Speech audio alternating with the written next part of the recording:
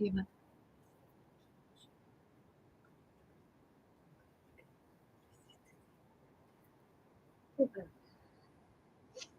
hi everyone, I am Tara, aka Spirit Mother, and I would like to welcome you all back to my channel on YouTube, Spirit Teaches Going Within Self, on TikTok 1974 and Light Soul, and I'm also live on my Facebook. If you're new to my channel, I would recommend and suggest, really encourage people to read the description on my YouTube channel, Spirit Teaches Going Within Self, to get a better understanding of what it is that I bring forward on my channel.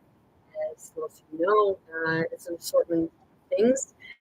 Sometimes I talk about politics, mental health, my own life experiences.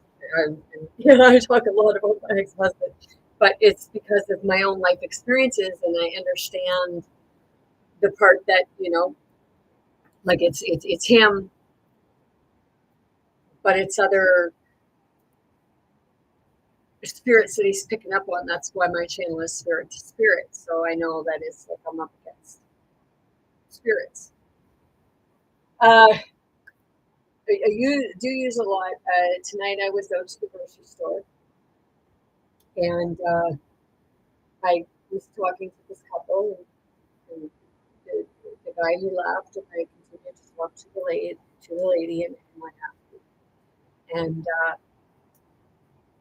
my ex-husband, I know he was getting irritated because he wanted to leave, but he could have went out to the car, because he grabbed my cart as if he was pulling it, and I did get aggravated. Okay, so I mentioned to this young lady, and her boyfriend, about Mary Magdalene. That, I really look at Mary Magdalene because she, like, I resonate with her. Okay, and when I got home, it brought me to looking into something. Okay, sorry, I didn't put my sweater off. And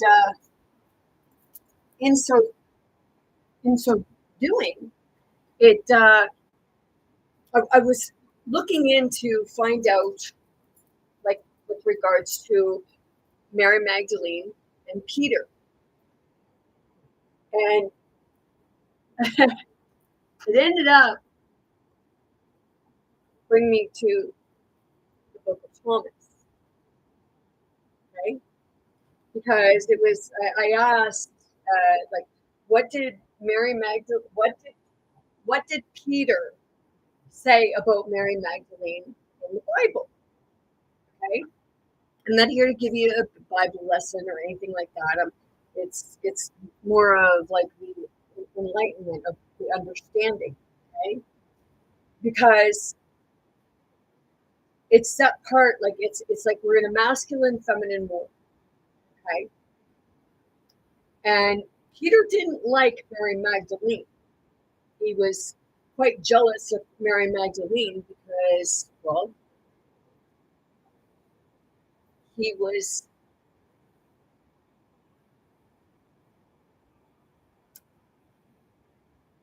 very connected to Jesus, but I often wonder, did he have like an attraction to Jesus? And I just felt that in my body. It was kind of a release because, like, Peter didn't like women. And in Thomas, the Gospel of Thomas, which they don't have in your everyday Bible. So I guess I'm just kind of diving right into this. So we'll get into it. It's right here in the book of Thomas, 1:14. Simon Peter said to them, Mary should leave us, for females are not worthy of life.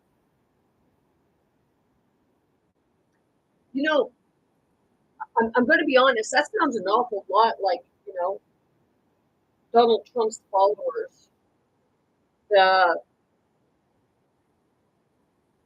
Proud Boys. Yeah. Okay. That's like, that's the way the Proud Boys are. And it goes on to say, and this is where, Goes on to say, Jesus said, look, I shall guide her to make her male.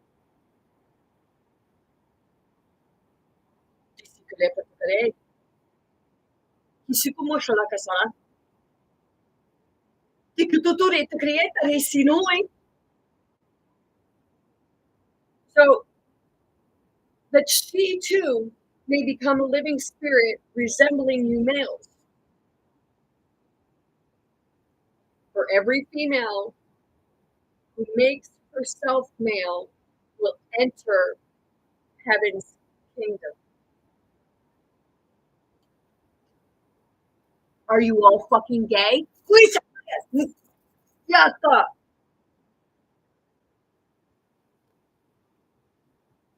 seriously.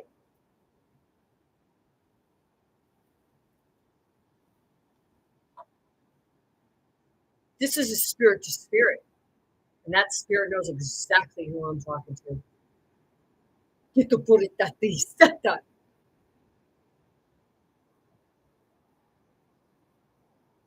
Do you ever wonder why maybe the feminine is so fucking pissed off? So Jesus, you'll turn her male, and every other female male, so they can enter the kingdom of God.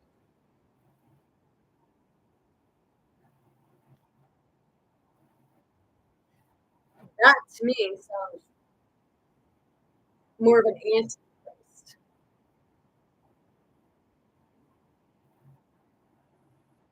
Serious. It's a little male chauvinist, aren't you?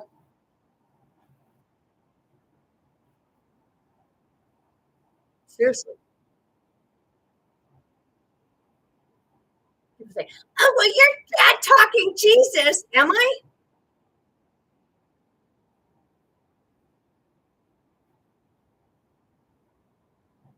So Jesus one is, according to, Thomas, Simon said to them, Peter said to them, Mary should leave us, for females are not worthy of life. Jesus said, look, I shall guide her to her male, so that she too may become a living spirit resembling you males. For every female who makes herself male will enter heaven's kingdom.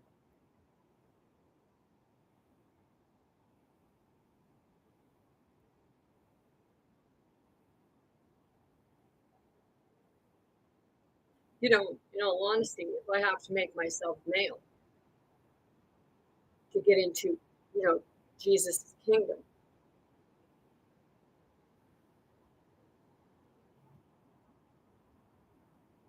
I'd rather not be hooked up the ass.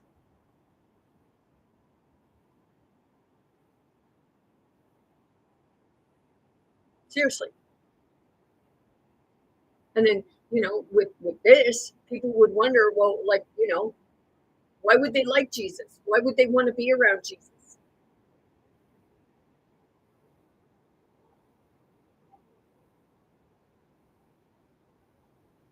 Seriously. That tells me, like, in here, I guess Jesus didn't descend yet.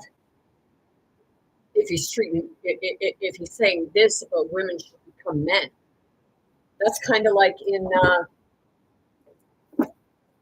this book here. In here's Mary Magdalene revealed, the first apostle, her feminist gospel, and the Christianity we haven't tried yet. Well, Jesus was her teacher. Okay, but in here it says about where is it?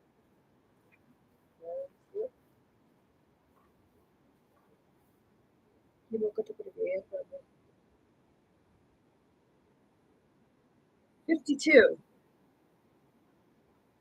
Let's see. The Buddha Theravada's battle.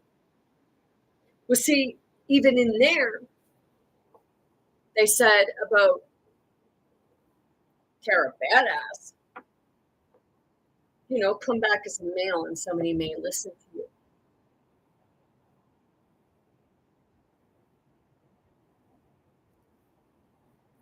That sounds like a bunch of male chauvinistic pigs. You know, isn't that like Jesus said, or it was said that Jesus cast 7 demons out of Mary Magdalene, and as he had different people that, you know, he exorcised and sent the demons out, didn't they send them into the pigs?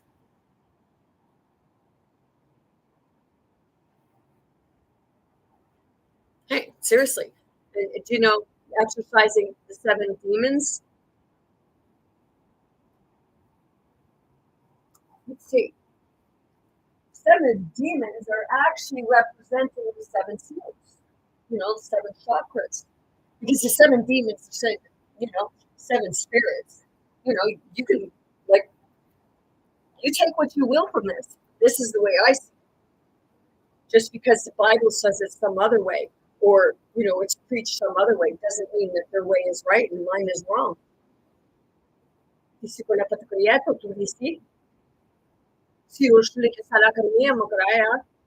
Now, when you go into, as I said, we're on two parallel worlds. Okay, so I've said before where they're taking the two, and it's all intertwined together. So it's differentiating between, because in others it says that Jesus was very much in love with Mary Magdalene. They had an intimate relationship. But you know, certain religions, that's not true. You know. So now when you go to John, was right around John, like John 17, okay? It says Mary attempts to cling to Jesus, but apparently has not yet realized his full divine identity. Unlike Thomas, she knew he was the resurrected Jesus. She had no need to touch his hand and side. So Jesus, do not hold on. So Jesus says, do not hold on to me, for I have not returned to the Father. Okay. So if he hasn't returned to the Father, and it also says,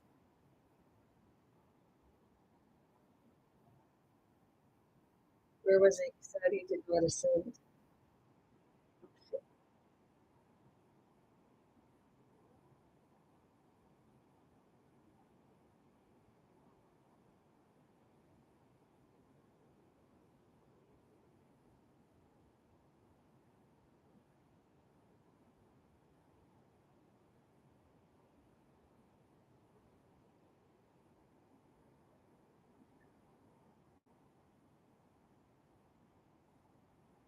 Bear with me.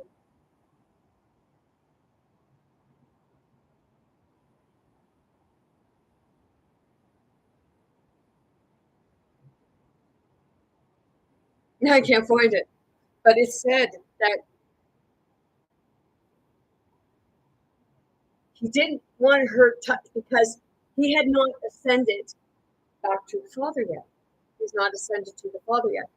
So that tells me if he has not ascended to the Father yet, right, was he fully divine? Or was he too still working on himself? And that's why it was kind of a flip flop. But people, you know, they won't agree with that. That's fine. It's how I see it. If he hasn't ascended yet to the Father, and he hasn't fully found his divine identity, then it means that he too was still a sinner when he died. According to like what people say with regards to sin, because you know he was hanging around with the rough crowd, said he was helping them. But see, I believe I just decided to come on quick tonight. I'll do a further live video another time once I find this stuff. But in these books, in one of them, or it may have even been in Mary, the mother. Because in the book, it said that Jesus, Jesus lived off of other women.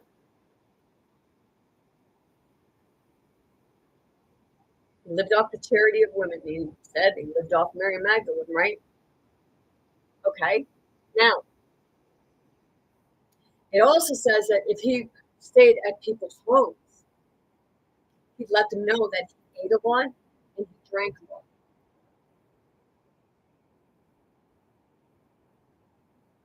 So what exactly was he eating or drinking?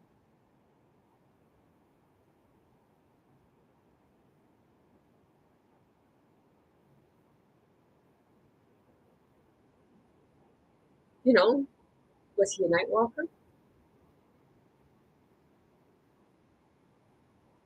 But see, when you look at Peter, if Peter said that about Mary Magdalene, and that women were not worthy of life,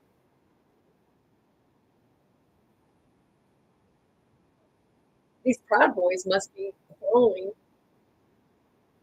Simon, Peter, however you want to refer to him, because people say Jesus, Yeshua. Say there's two Marys. One went and lived in a cave, but then it says about another one that Mary and Jesus went and lived in France.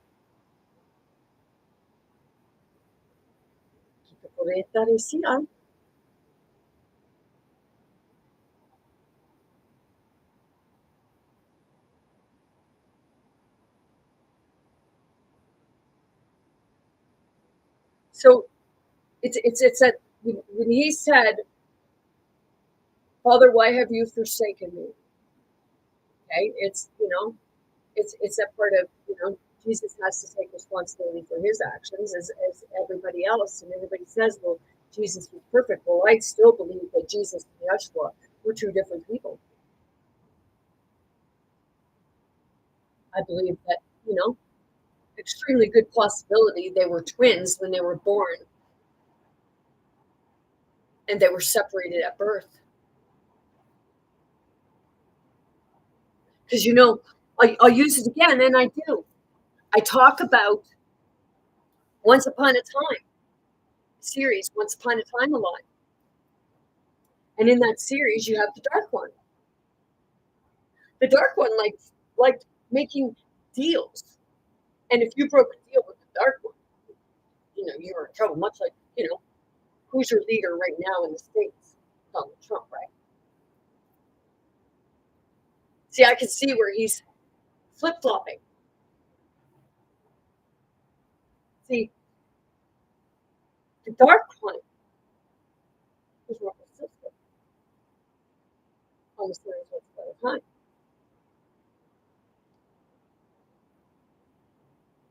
And the Dark One, okay, was a farmer family. Okay, King George, I said it before on the series, King George and his wife couldn't have children. And King George wanted an heir to the throne. So Rumpelstiltskin found a farmer who had two twin sons. And they were ill. They were babies and they were ill. So Rumpelstiltskin, the Dark One, went to the farmer and, hey, I have the cure, but there's a catch. You have to give me one of your sons.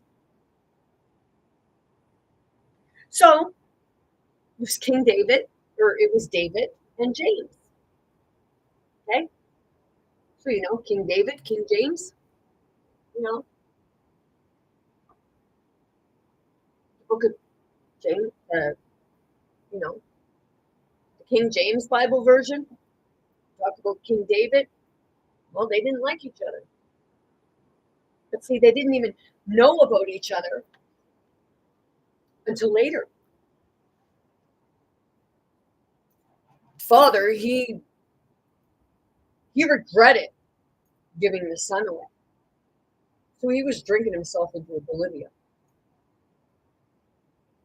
See, King George took James and turned him into a killer, but King James, he was also a lush.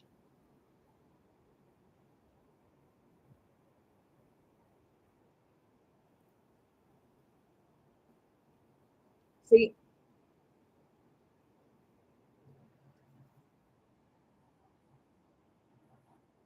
was it Jesus who was helping Mary Magdalene, or in the end, was it Mary Magdalene helping Jesus, or were they helping each other? But Yeshua was in there too.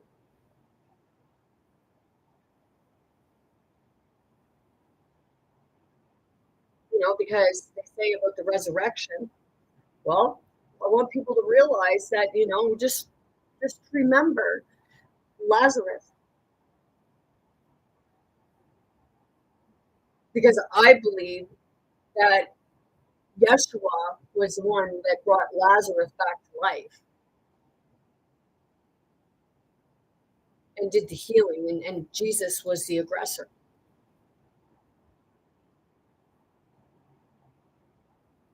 You don't have to believe me on it. You don't even have to watch my channel.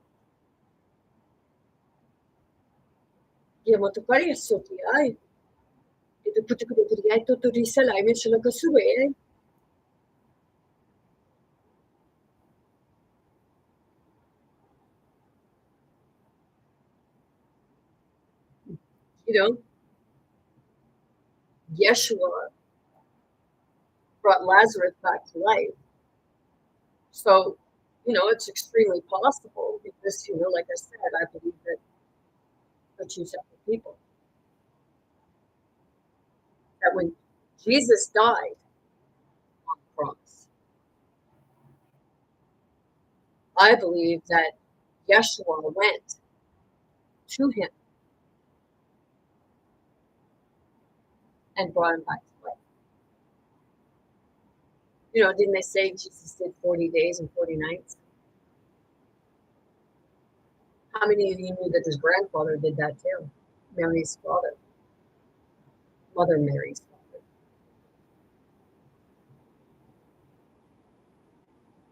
I even looked back into that.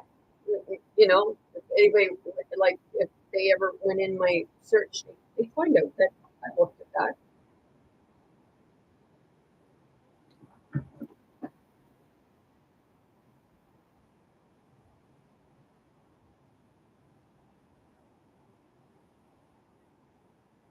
Who was Mother Mary's father? According to Wikipedia, the story of Joachim is widely known for Anna, the miraculous birth of their child. The birth of Jesus was told for the first time in the second century apocryphal gospel, the Gospel of James, also called the Purple Evangelical of James.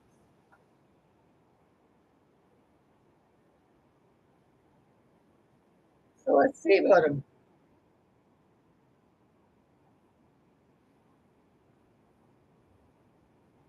Joachim was, according to scared tradition, the husband of Saint Anne and the father of Mary, mother of Jesus.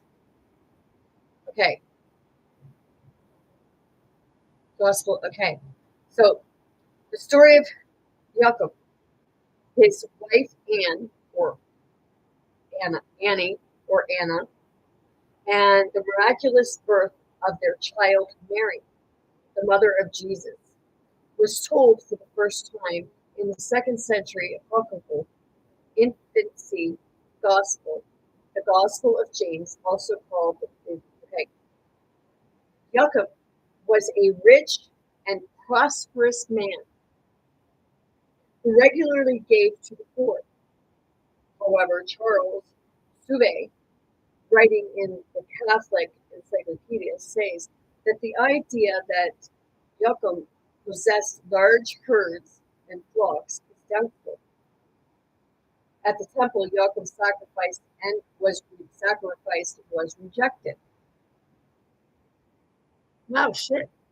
That sounds much like Cain, right? Cain's offering was rejected. Dito po rin kisum sinoto te kila po tutorial mo resete di amare terki ala julu ki ana kariesta dai. At the temple, Jacob's sacrifice was rejected as the couple's childlessness was interpreted as a sign of divine displeasure. Jacob consequently withdrew to the desert where he fasted and did praisance for 40 days. Sound familiar? See, do they put that in your biblical text? I'm asking, seriously.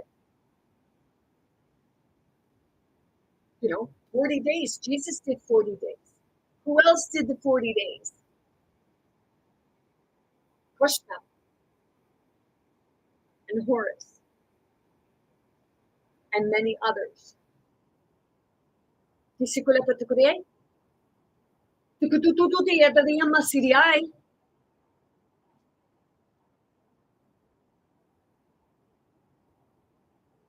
Angels then appeared to both Jacob and Annie to promise them a child.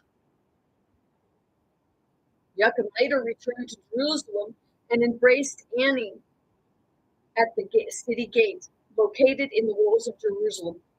An ancient belief held that a child born of an elderly mother who had given up hope of having offspring was destined for great things. Parallels occurred in the Hebrew Bible in the case of Sarah, the wife of Adam and mother of Isaac, Hannah, and the mother of Samuel. And in the New Testament, the case of the parents of John the Baptist. The cycle of legends concerning Jacob and Annie was included in the Golden Legend around 1260 by Joseph D. Vergen.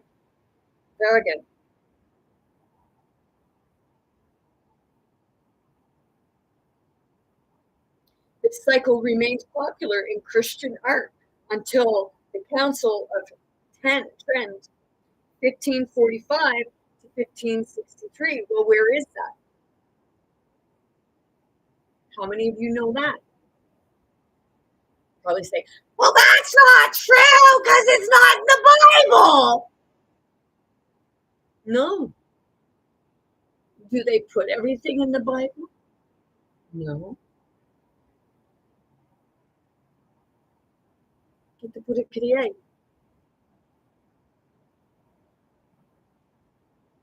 It was also said that Sarah couldn't have children, but she had one.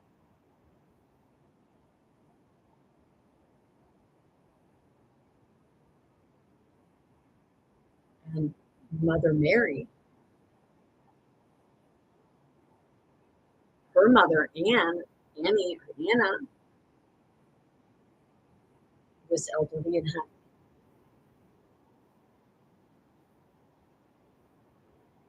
And it was said that, it was either if I remember correctly, Mother Mary's mother, I believe, was a virgin birth.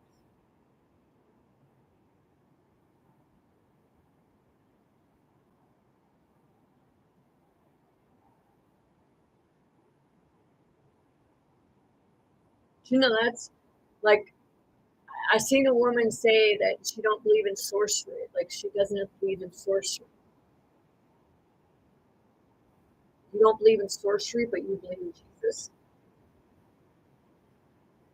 Seriously. How do you think it is like Yeshua?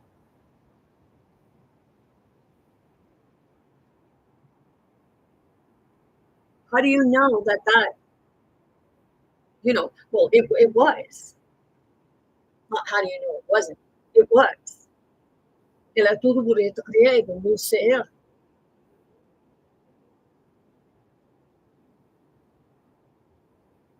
It was used all throughout biblical times and way before that because it's been around forever.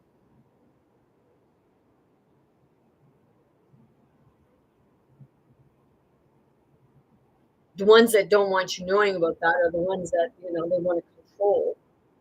And I'll tell you again, go and watch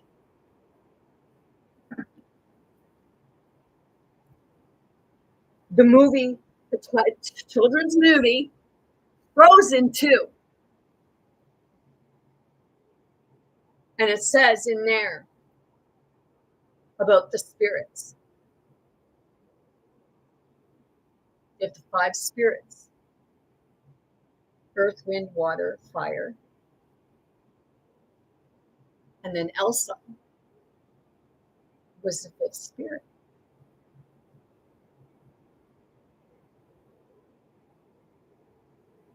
So earth, wind, fire, water, and light.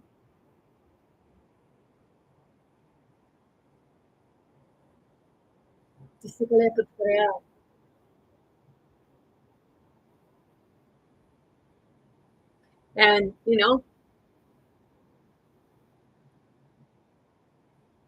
the military man, Elsa's grandfather, on that side, on the father's side,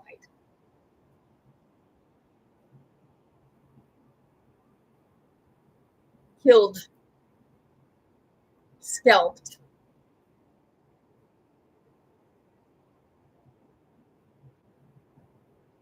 Elsa's family on her mother's side. The chiefs. Much like what happened to my 7th great granddaddy in 1756. When Cornwallis scalped my 7th great granddaddy in front of his pregnant wife and 1.5-year-old child and then drug him away. And what happened in 1756? My great granddaddy was from France. That 7th great granddaddy, he came from France. They wanted to kill the ones that, knew magic, sorcery, knew how to manipulate energy. They were from France.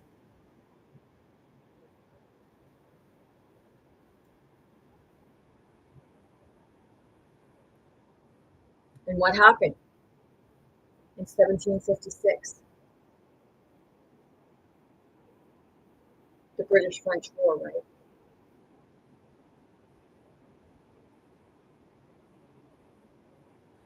Much like the war that took place on Frozen 2.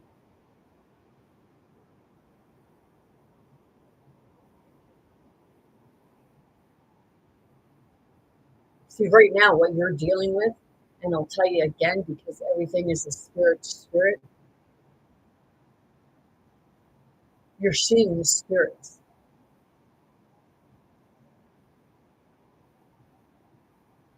There's, man-made stuff going on, but, spirits can still. And it's the light. The one that's going to bring, the ones that are going to bring the truth, the stories, the truth to light, for there to be reconciliation. And that was how In Frozen 2, that was how Elsa did it. Elsa had to go deep in the depths.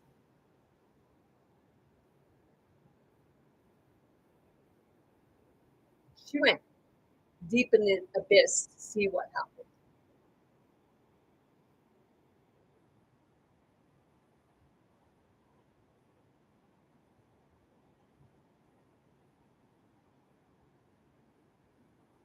See,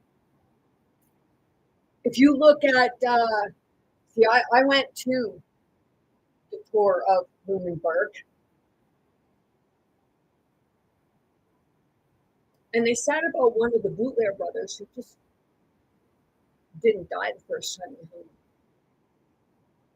Sound familiar? And, I live in John the Baptist's house. Seriously. The man that owned this place, his name was John, and he was Baptist. It's it's the universe's way of telling us how to come back to our divinity because we're all of the relation.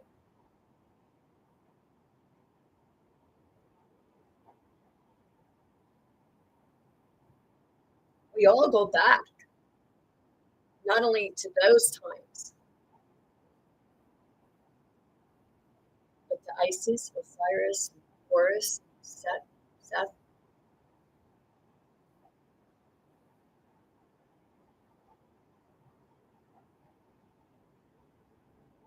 You know, it goes right back. You can take it back to the story of Adam and Eve, or Adam and Lilith.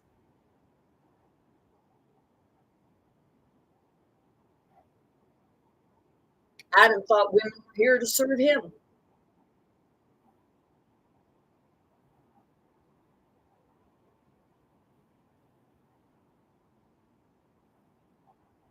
Women didn't come here and were not created to serve men. They were created to serve one another.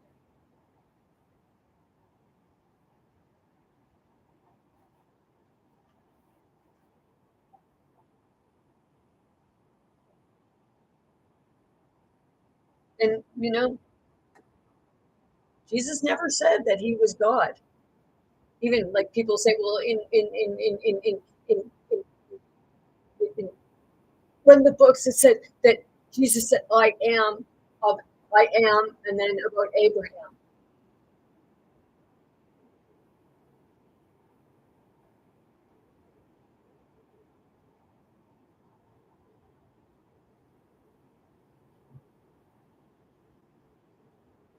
I am son of God.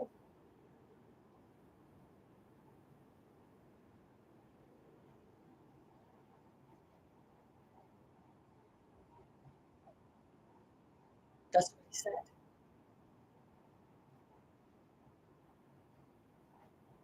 And this is why there's so much going on. He hasn't become fully godlike. And that's why he said, you are like me, only greater.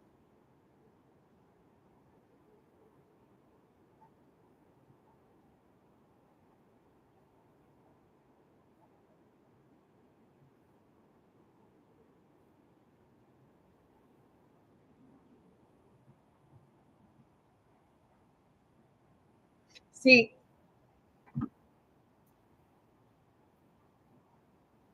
right now, we are repeating history over history over history over history over history. And why are we doing that?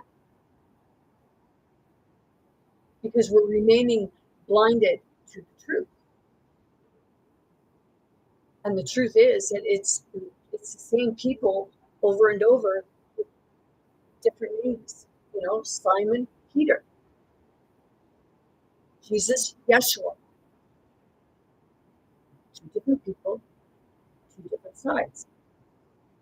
Because another thing Jesus said to one of his disciples about with regards to Mary when they were actually like bullying her.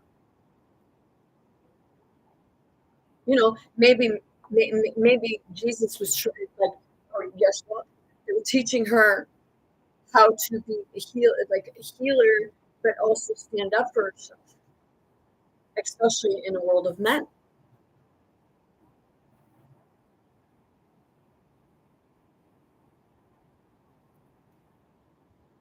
But you're going to believe what you want to believe, and that's entirely up to yourself. But it's you know, have a look and really understand it, because when you go up the middle and you look at both sides, you can see that both sides are right, but your books are all scrambled, and that's why you're fighting over religion. Somebody said that that Jesus was a Muslim.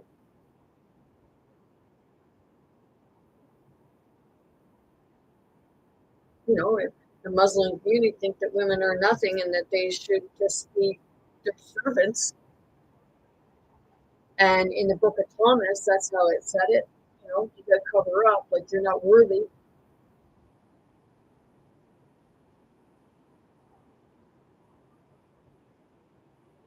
Muslims say like they like not allowed marrying outside of the Muslim religion.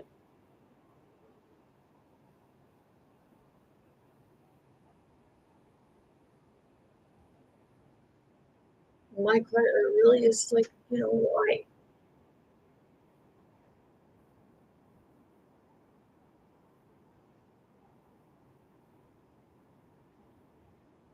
I am asking why.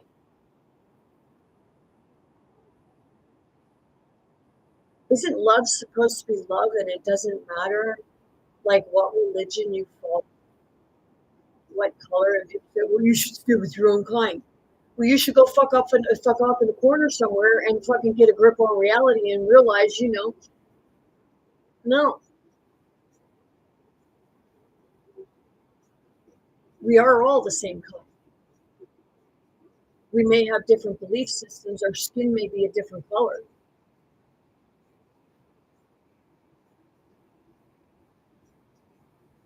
And there's people that, they're really young McCoy.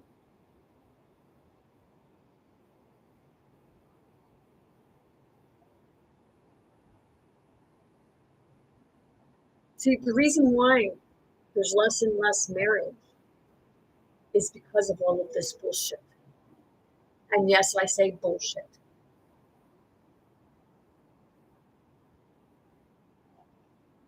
1,000 years later, according to, what you say your time frame is. And you're still fighting over the same freaking thing.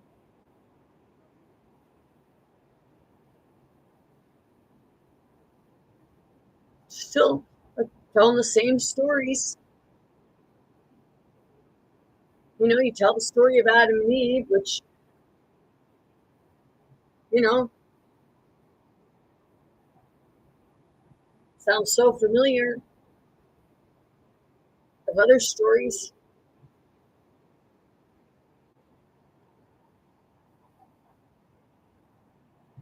Is it a mother and a father, two sons of different ages,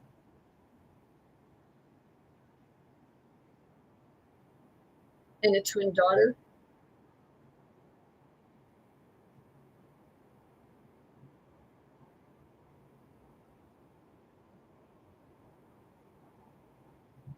Maybe there were, well, they say Cain was son of Adam and Lilith,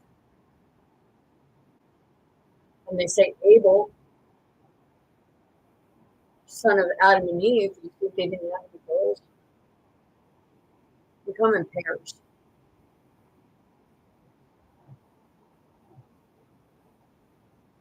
They were known, like, extremely possible, if not true, that Cain had a twin sister and Abel had a twin sister.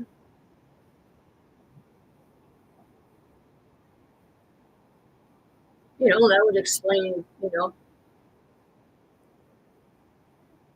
King James and King David.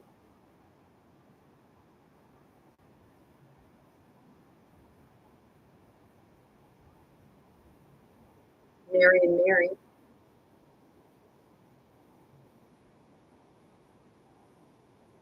You know, King David of Abel and King James of Cain, or was it vice versa?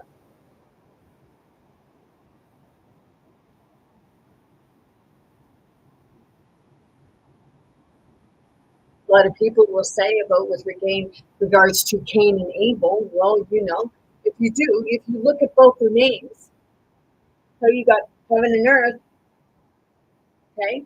So you have Cain and Abel. I put the words together, and I understand that Cain and Abel, cannibal.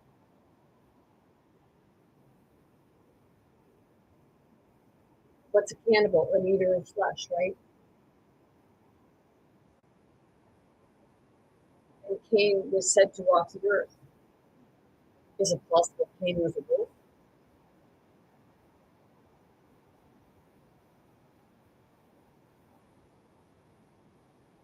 And Abel was dead. But then if you go to the originals, the series, the originals, where you watch Vampire Diaries, and they have about, what's his name? Silas? Something like that. Well, there was Michael. Michael was the father, and then the mother. Okay? See, in that, it said that, the mother, she wanted to be immortal, so she did an immortal spell, which turned him into vampires. You know, better not say that word. Okay, listen. Neck lovers,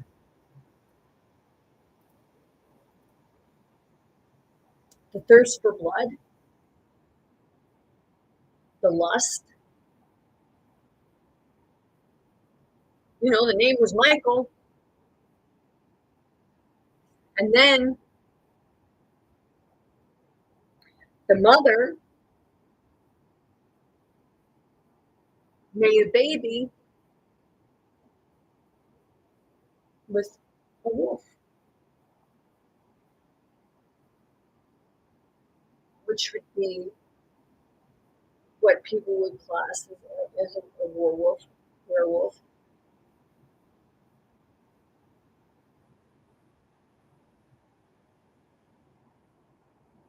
Was that what they were talking about? Because they made a hybrid,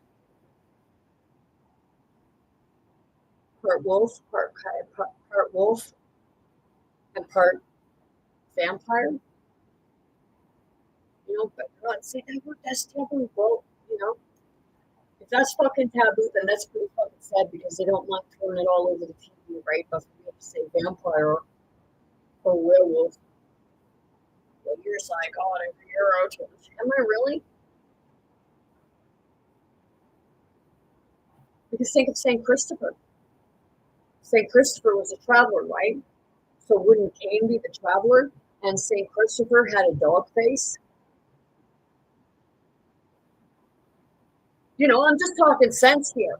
Whether you follow the biblical sense or not, it's a fucking story, right?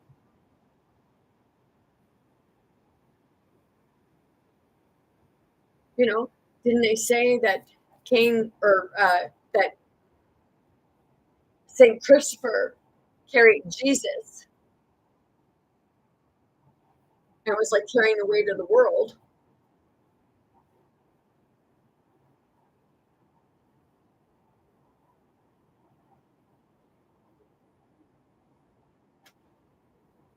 So what would the weight of the world be? Be like the earth, right?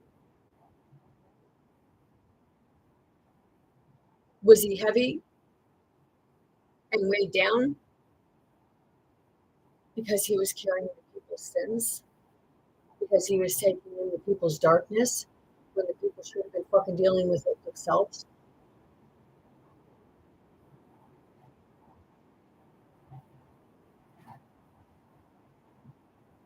But being rude, well, I think so. But that's not what I'm being.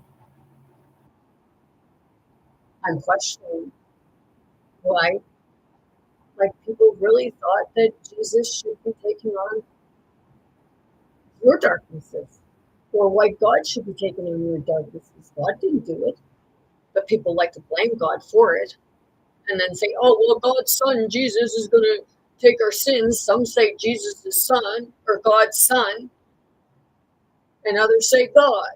It was God.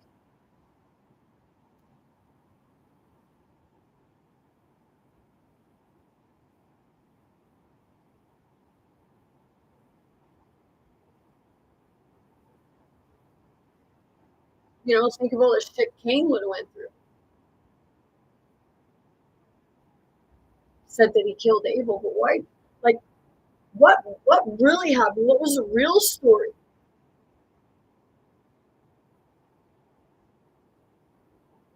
Was it over a woman? Was somebody else blamed for something that someone else did?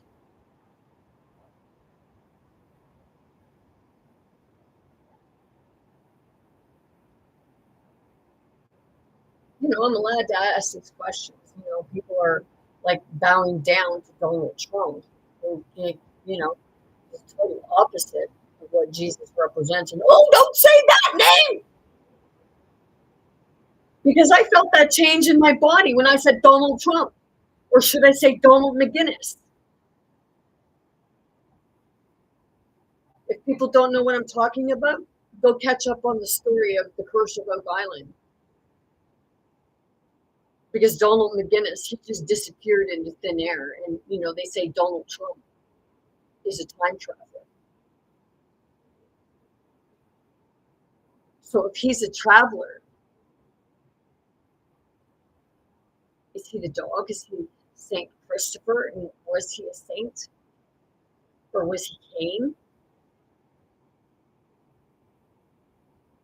Or was he Adam?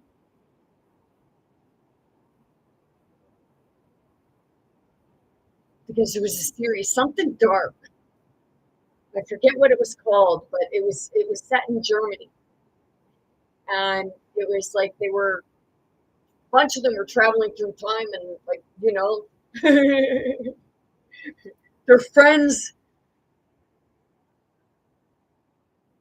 their friend's son that went missing is the father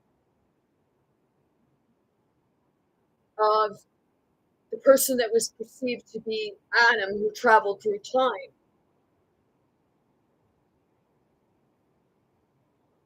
And he looked pretty fucking worn.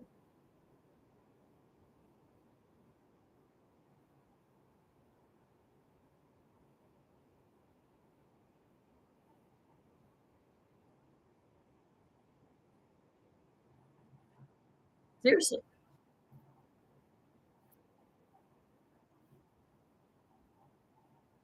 I'm allowed to question it. Everybody questions a lot of other stuff. Hey, like, oh, how dare you question the Bible? Well, I question the Bible because you ain't got all of the Gospels in there.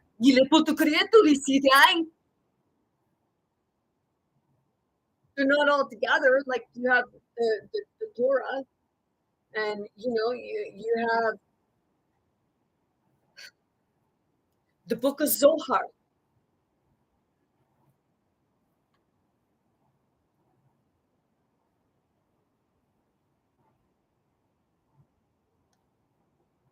What is the book of Zohar?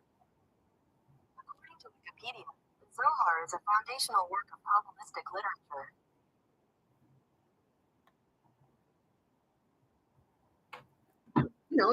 It teaches you the mystic words.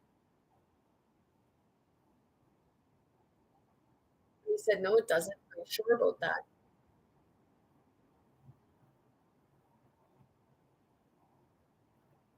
Well, that's not from what I've been watching on stuff, because it's been showing. It's the teachings. And, you don't have to believe that. I don't know what you were taught.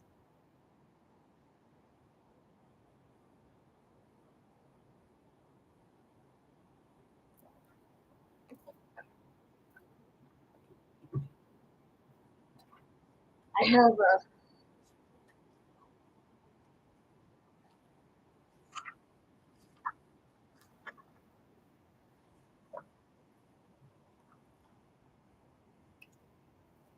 long,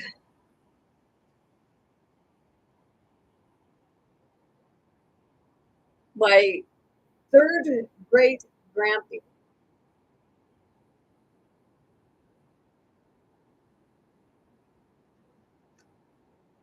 and from him down to the 11th, we're all said to be rabbis.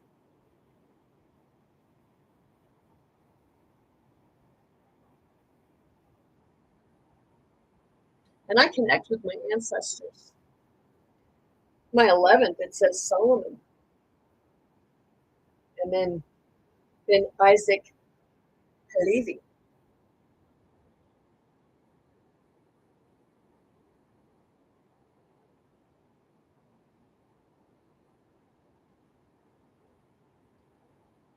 From France.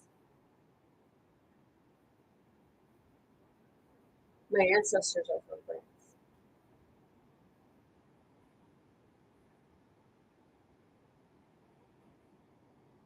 See, some people won't believe that, but certain people will look at the Galactic Federation. They're looking at the Galactic Federation, and you don't believe in ancient stuff. You don't believe in this stuff.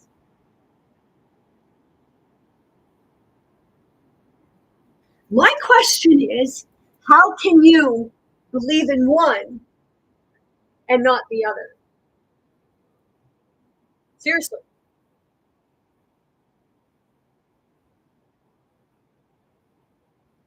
You think everything is all the same? Purita purita.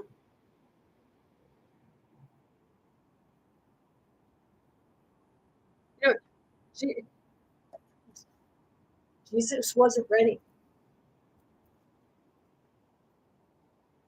And why? Maybe it was because he didn't want to taint. He didn't want to taint Mary Magdalene.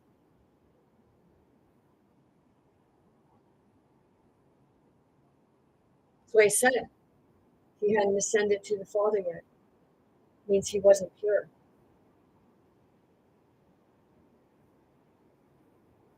You see, Rumpelstiltskin, he had to go through a lot in order to make his way to Bel.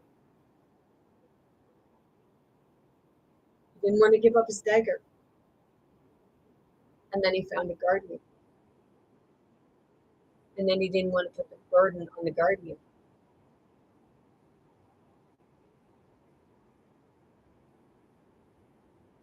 And, maybe he did put the burden on the guardian.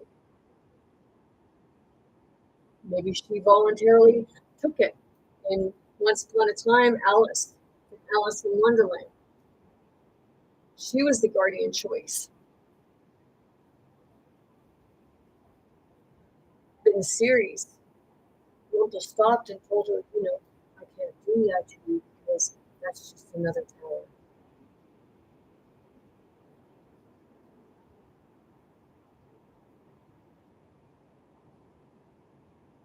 So in the last season, in the last episode, Rumpelstiltskin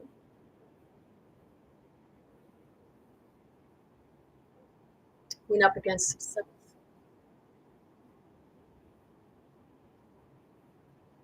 He went up against his dark side. And in order to find his way back to Bel,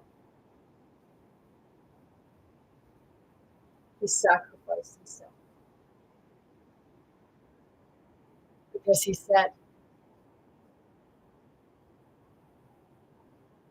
you can't do something just to be rebuild it. He has to do it because it's what's right.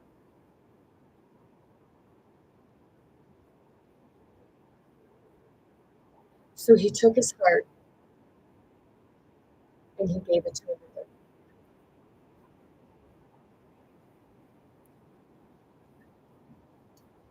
He gave it to Alice in Wonderland, her father, Captain Hook, Gillian, Gideon, Gideon. Gideon was Rumpelstiltskin and Belle's son. See, Rumpel was originally king, but he took on the darkness and then wouldn't give up. He didn't want to give up the power. But in the end, he found that love prevailed because love is stronger than darkness. As much as people want to say, oh, no, it's not.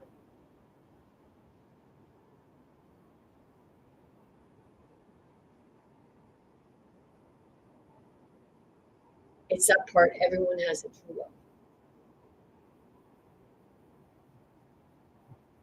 And first off, you need to find yourself to be your true love. It's not ego.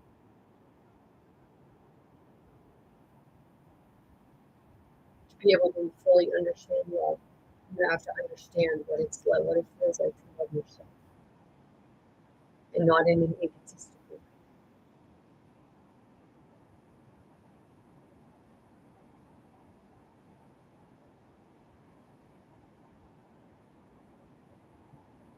We look at respect.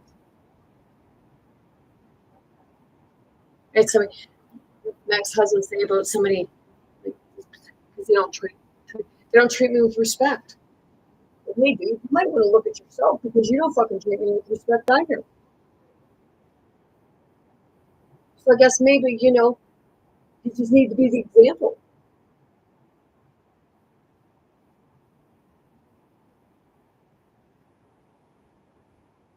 And, he doesn't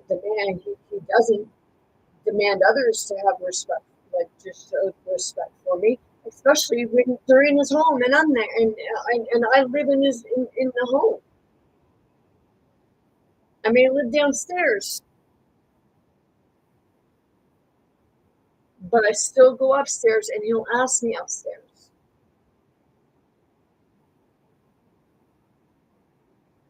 But I don't know how many times he's had different people here and I was shown no respect. And he would join in on it. That's why it's like, it's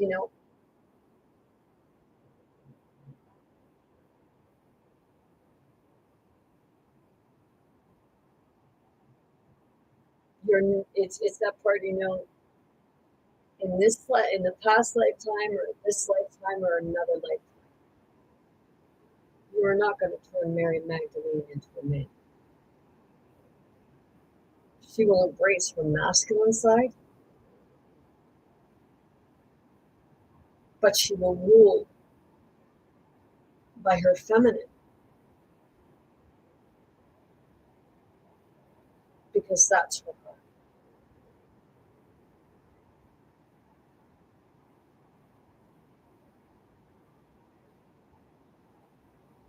See, I'm here to serve spirit.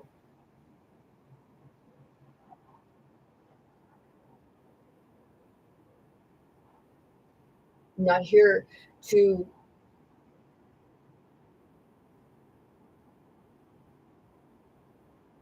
serve someone's ignorance or greed.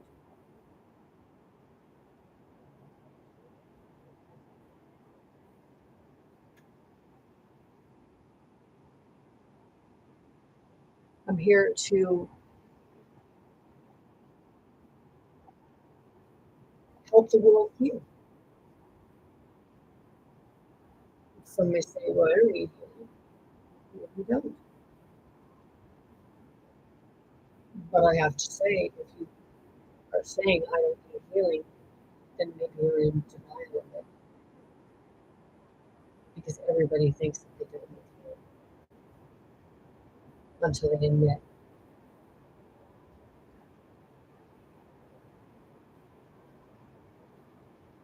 Because we all need that healing from something. When you're able to just be with yourself for long periods of time, because in the end, it's you need to learn how to be respectful and tolerate and love and care for.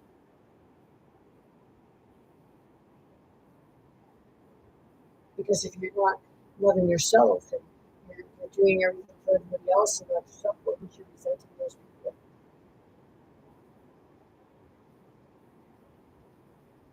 Because Jesus did.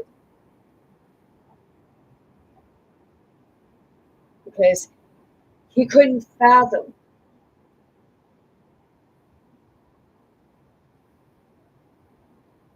how the people who said that they cared about him and loved him could go away or watch him die.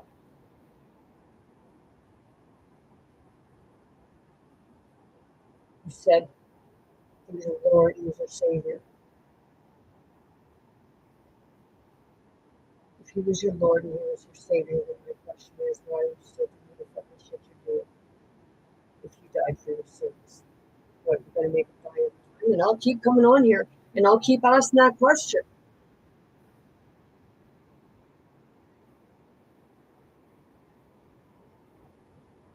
Some don't like me saying that. And it doesn't matter whether you're on the light side or you're on the dark side.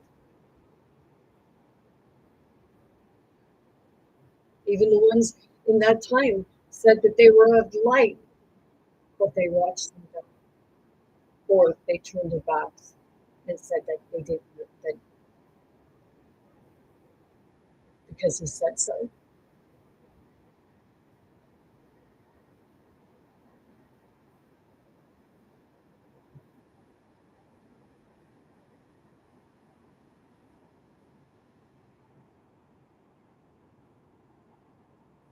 See, people say that think that Jesus wasn't the mystical arts sorcery, as they call it.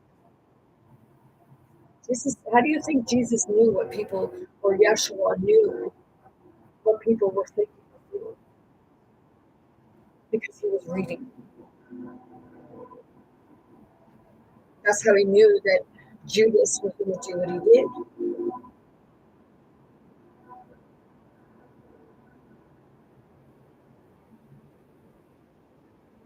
But I'm pretty sure that Judas came ordained spirit through someone else and told me what happened.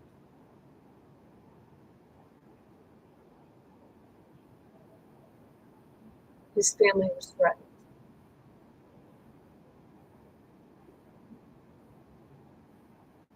Why do you think he committed suicide? Because he couldn't live with what he did.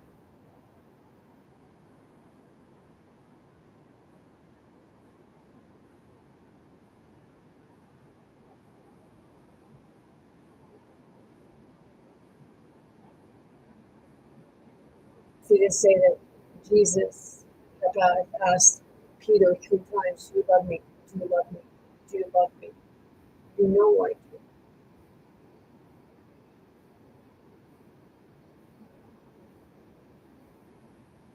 Why was Jesus asking him?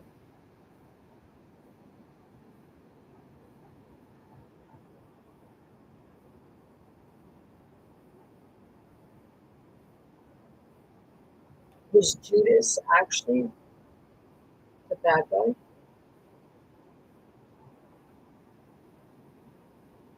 Or did Jesus have him do it to see if Peter would save him?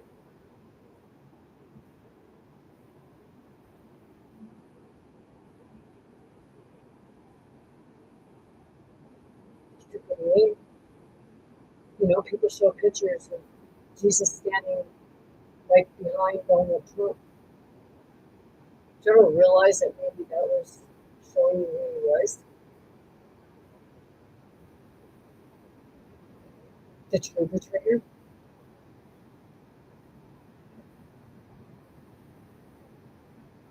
because, you know, Donald Trump acts an awful lot like Peter.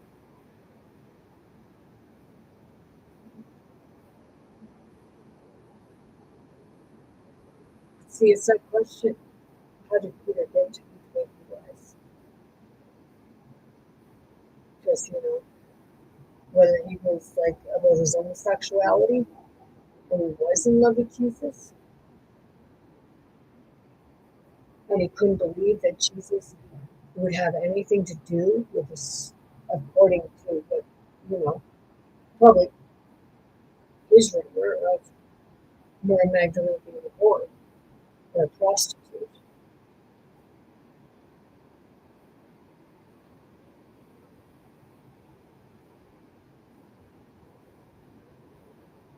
Because I know that Peter's come through my ex-husband many times in spirit, and he's really wanted to hurt me.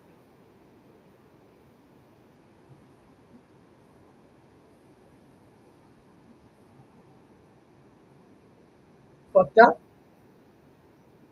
Yeah.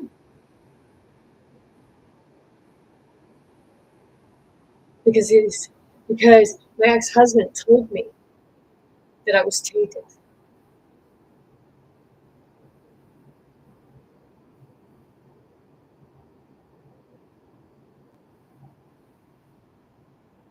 And I question sometimes if, I'm not saying it happened, but I question sometimes if, Peter didn't like her and Magdalene.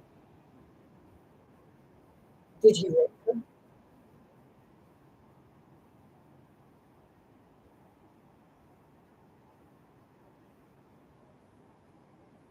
Did he tell Jesus that Mary Magdalene was lying?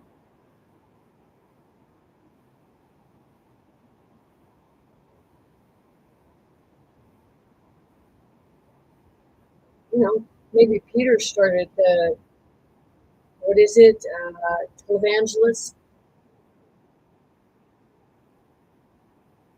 all the money. Women don't fit in.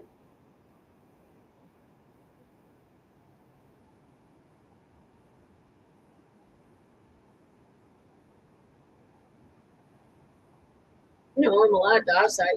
There at Christmas time, they said that they opened up a certain portal or tomb or something, and it was said to be of St. Peter or Peter.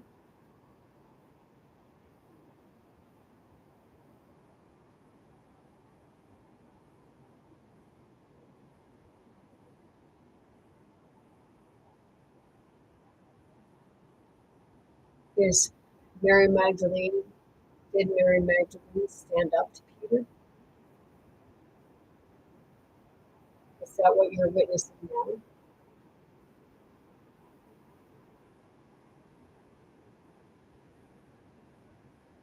It may sound psychotic or psychosis or something to others, but I know that it's spirit to spirit.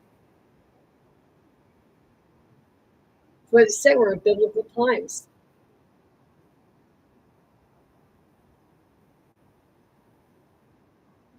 It's like a love triangle.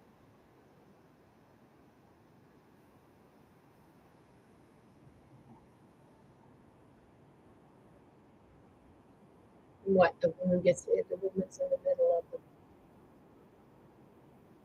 of the man's world, right?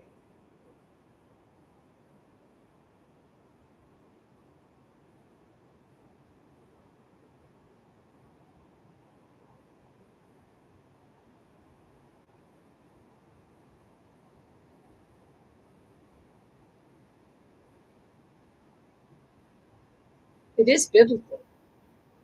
I was watching a thing and it showed that they had a statue in France of Mary Magdalene, and it said that her skull is inside of it. And people couldn't understand why they have that. Why? Haven't they taken other skulls and made a face out of them to see what face they were looking at? See, like, por ella. Animo ko to por excele che si roea.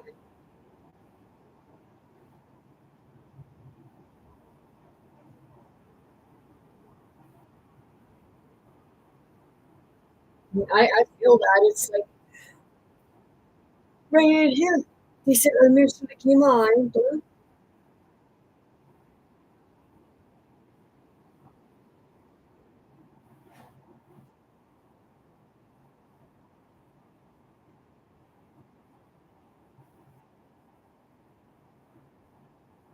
don't they say that, in certain parts of the United States or in the United States, they were trying to do some kind of thing to make it so women can't vote anymore? Whose teachings do you think that is?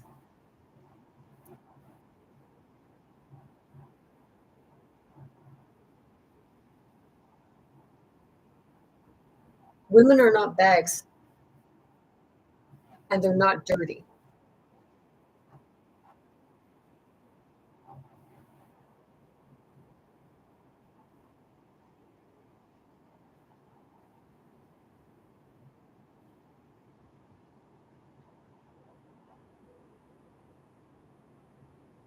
Women didn't come here to serve men, and men didn't come here to serve women.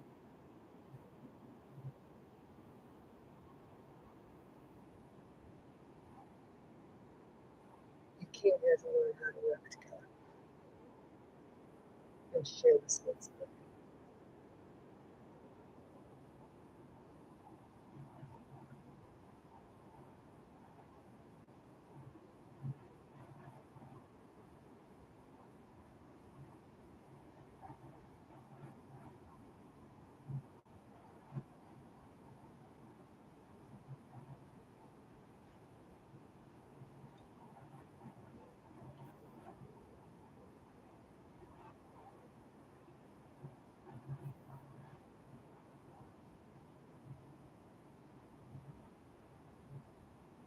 See, I'm so tired of someone saying to me, "You're gaslighting." Aren't you abusing that word a little too often? Because anytime I say anything, I'm gaslighting you. What, I'm not supposed to speak, Peter? Or you Simon? But some say Simon was the good part. That's why I say you're on two timelines.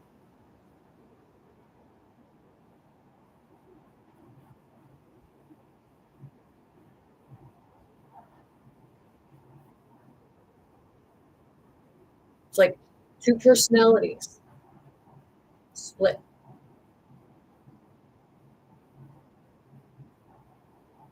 where you're one person one time, and then maybe Simon was the feminine side of Peter.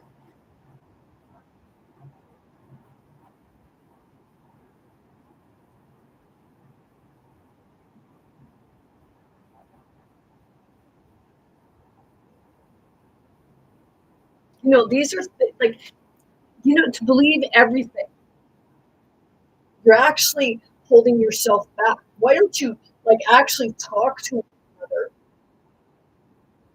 Be open to hear what the other person's religion and story is, and then collaborate together and put the stories together to know where it all started.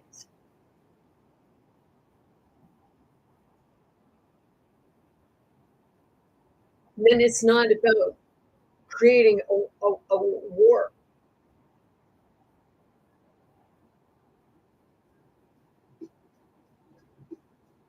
because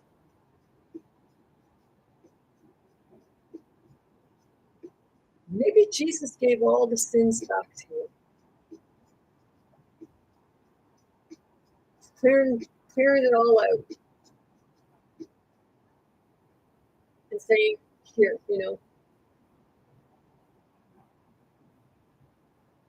I didn't come here to heal you.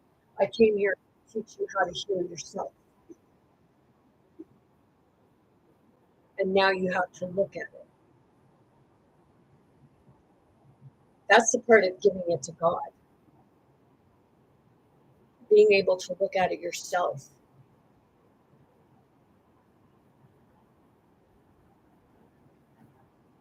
and working through it with yourself and God within you.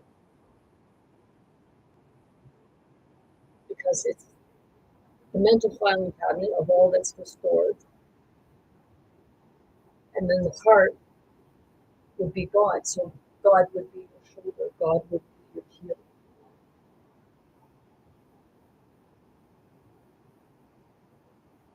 You know, if you think of your body as the universe, okay? And say you got your planets. There's what? How many planets? There's 9. You know, I didn't say I was ever good at that stuff. It says 9, right? Okay, you have 7 chakras, but you actually have a chakra lower than the root chakra, which would be into the earth itself. And then you have the chakra above the crown to make that connection. So you have the planets aligning.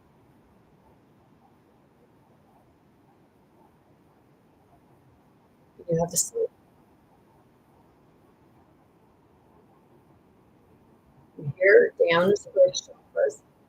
Right here up is heaven chakras. So right now what's happening is it's not aligned. It's doing this. It's constant. It's moving. It needs to align. That's the shock. That's the 77 demons. The earth chakra and the heaven chakra,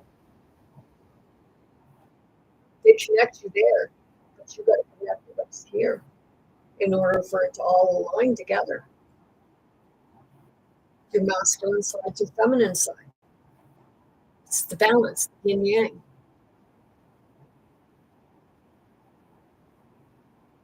So for like, maybe that's why they're fucking giving people hormones to turn the men feminine.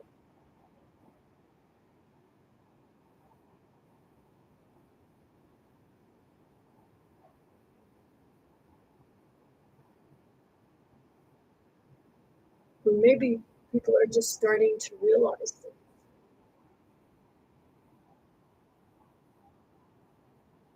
Because when I see people standing united for the same cause and not yelling and screaming at one another, that's forming the balance.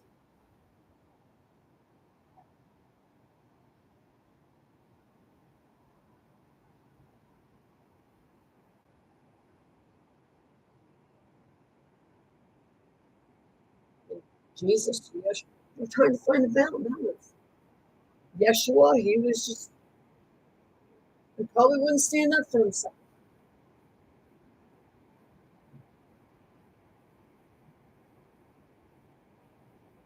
So maybe Jesus and Yeshua are helping each other right now. One's teaching the other how to stand up for themselves, and then the other is teaching the other how to heal.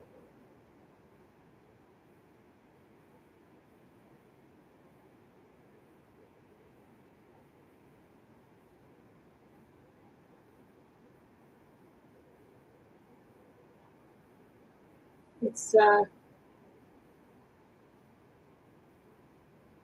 see, Peter wanted to bury Mary Magdalene. And how do I know that? Because I know that he was channeling through my ex-husband the day that my ex-husband said he wanted to bury me. And I went to the front entry. I got a shovel. I brought it back.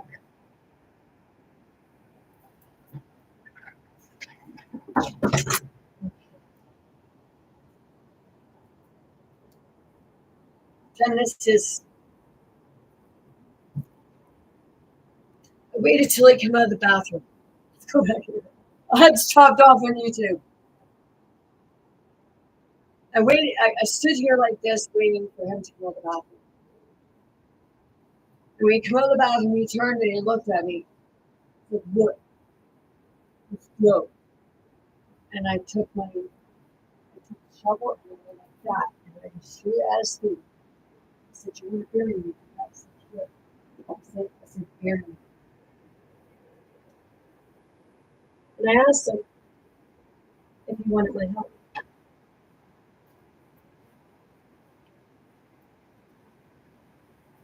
And then another day,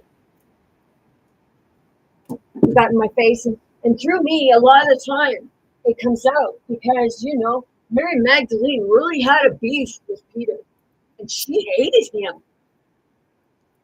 And I feel that. I feel that through him.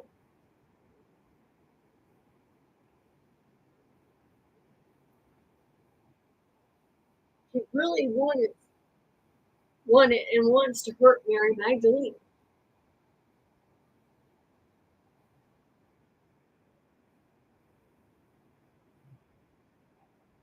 Because one day my ex-husband, he said about killing me, kill you.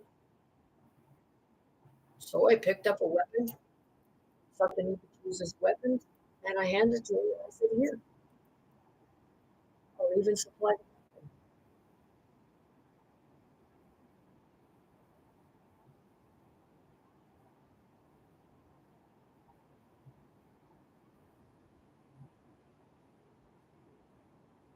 See, when you look, okay, you look at the image, okay, and you have the image of what's perceived to be God in the cloud, and then a man in the cloud, and they're touching fingers. What do you think that is? They're both naked.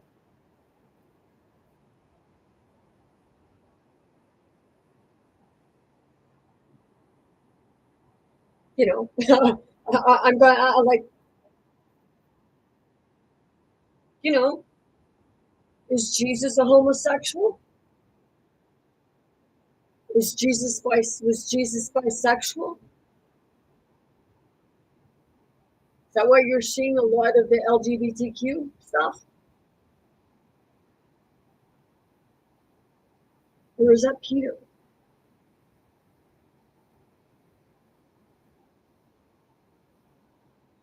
And he's rebelling against Christ, Jesus. Or it's all about Mary Magdalene.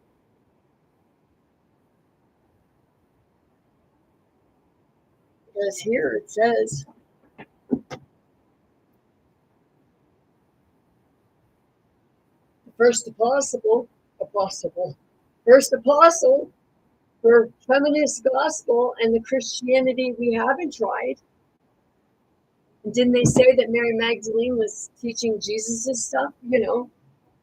Saying about biblical, like you can take it as biblical stuff or what have you, but I'm using it as teaching. It's what a lot of people relate to. But if you're on one side, if you're on the side of Peter, then Mary the feminine, Mary Magdalene, or what have you, well, that's evil. And then if you're on the Christian side, well, that's the devil.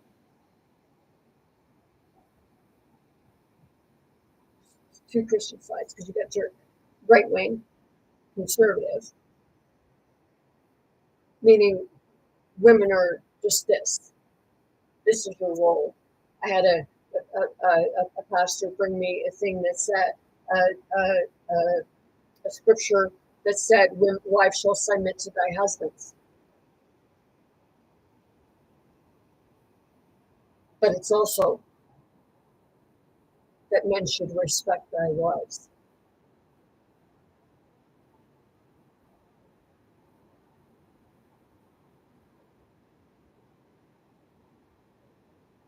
Now I know who.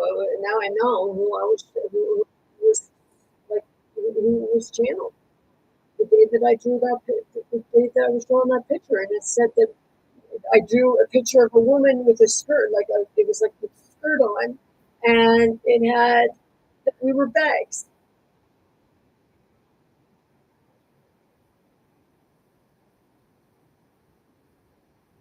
but we're not. Does it put it to you this way? Women are no dirtier than men. Men just get to wash it off.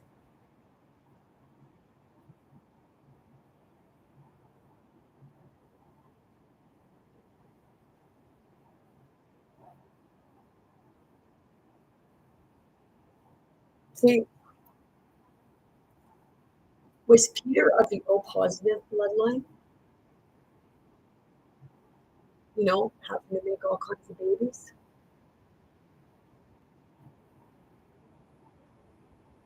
Even if it meant he had multiple wives or multiple partners.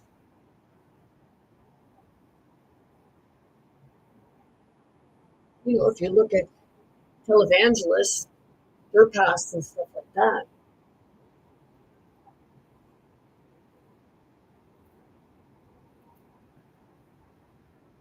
you know, some people you don't agree with me. That, like I said, that's fine because I can feel it right in here.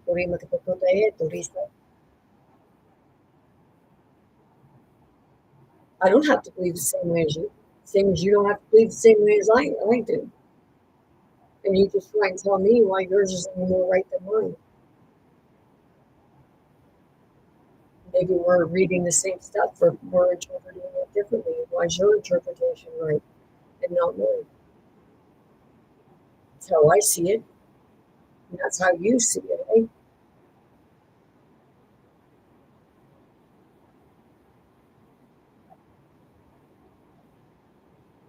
See, it almost seems like Donald Trump's like Peter.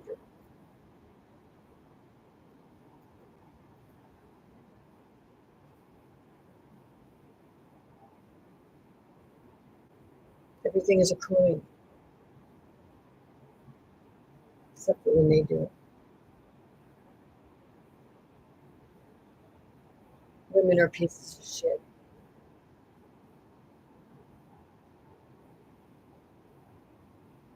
unless they need them for some reason.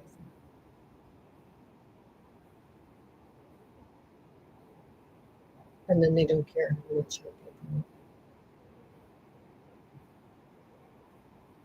because Peter's not worthy of life.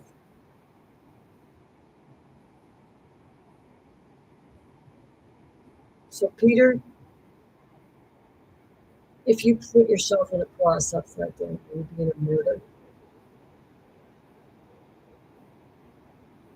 Or were you actually feeling like you weren't worthy of Jesus?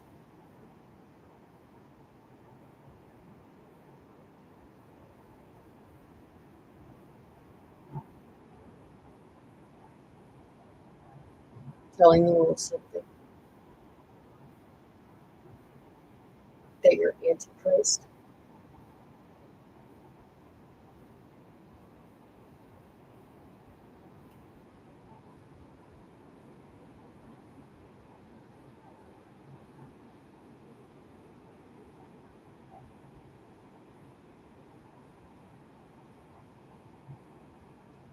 So with I, a lot of shit going on right now.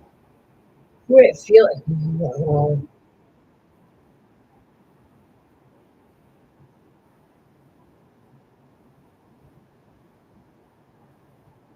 it's like your heart is a portal, your body is a portal.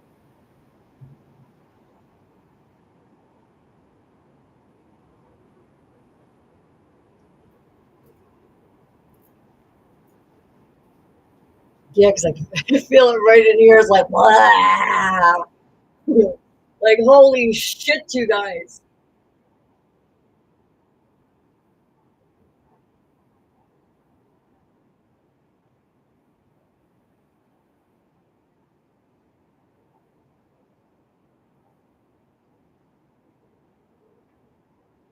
See, it's,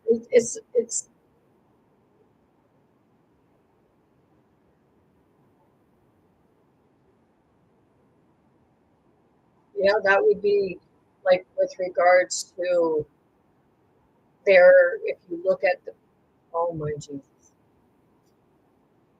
I just got that.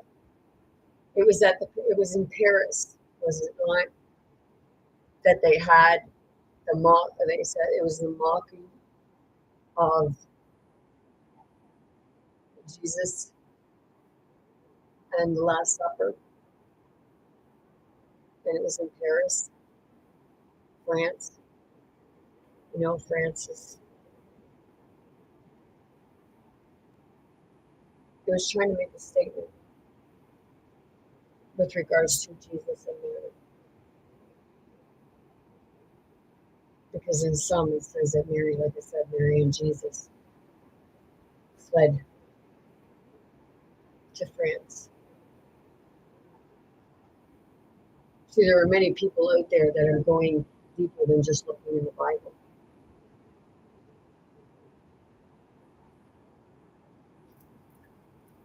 Yeah.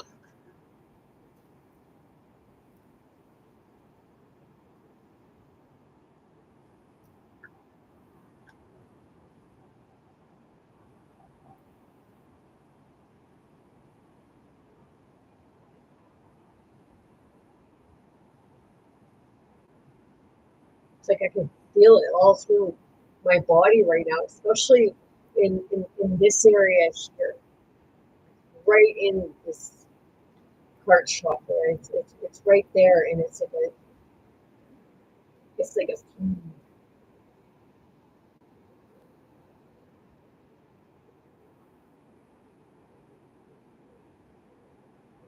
they say God sees all, or just like, you know.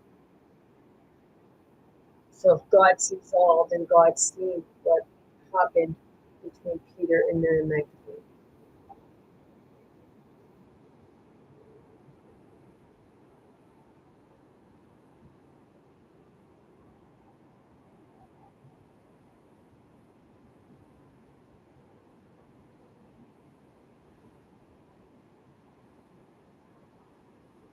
See, because I can see, like, when I look just in my own surrounding, I can see that how people say, well, that's a stigma. Well, there's 80% of the population that's O positive. So in order, like, there had to be some rabbit humping going on there.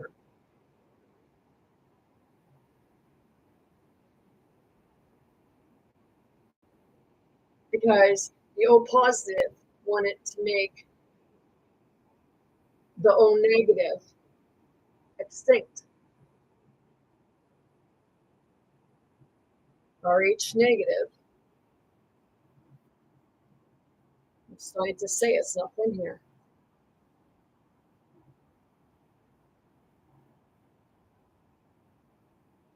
But it was the first year.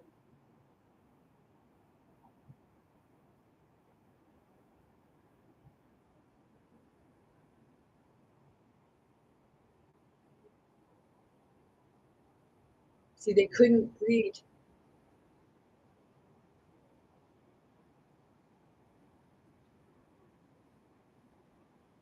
O negative, or like RH negative blood was positive, like especially the O negative, because their bodies, RH negative, their bodies would reject the fetus because it was treated as if it was an alien invasion.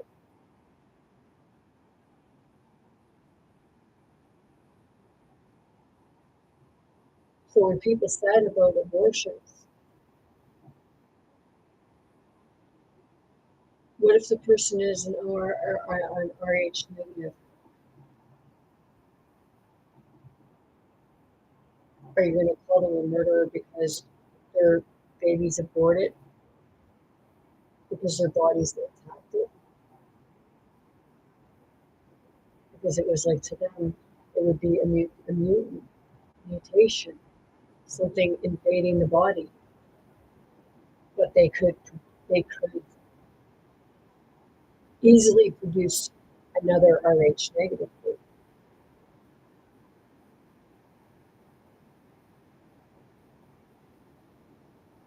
believe RH negative people, they have to have a needle at 28 weeks, I believe. And if they spot any years between finding out they're pregnant and the end of the term, then they have to have the shot if they start spotting or anything. And then at the end, when after they give birth, if the baby's blood is not an RH negative, then the mother has to have another needle.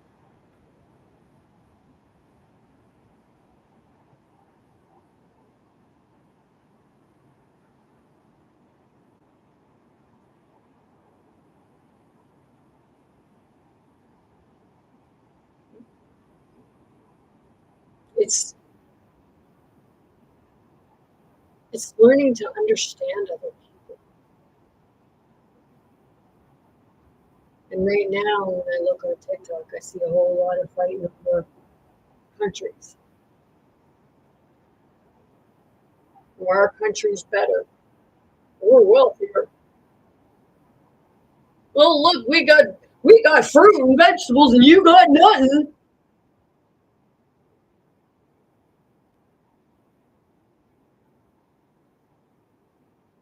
Hey, we got the bigger muscles and the bigger pepper.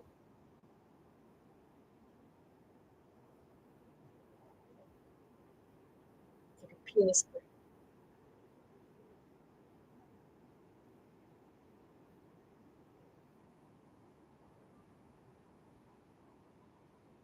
And yes, I am speaking about women too, because women have a penis, they just call it a clitoris.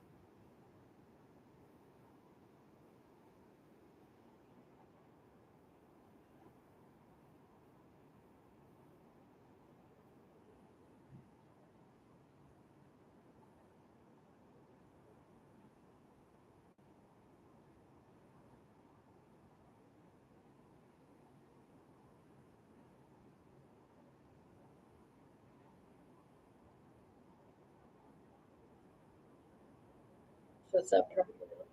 People want respect from me, then show me respect, and you will receive respect. I'm not going to respect someone who shows me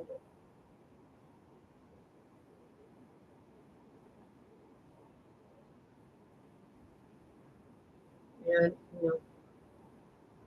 I just had in my mind that you tried to put me on my knees. You better watch out for your pepper because I might just bite it, and then you'll have to cut me off.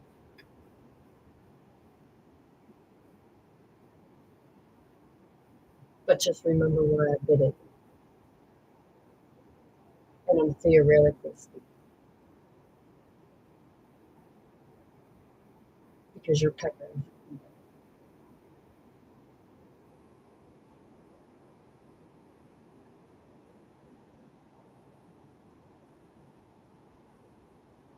It's the brain. It's thinking that that's how a man is supposed to be and a woman's supposed to be.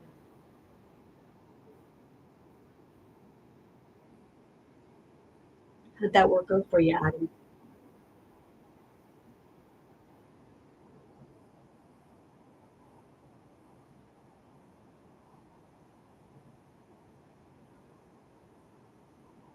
My channel's spirit to spirit. And these spirits are talking to one another. So if you're experiencing anything from this, then I guess you're connected to those two spirits. There's your mental health.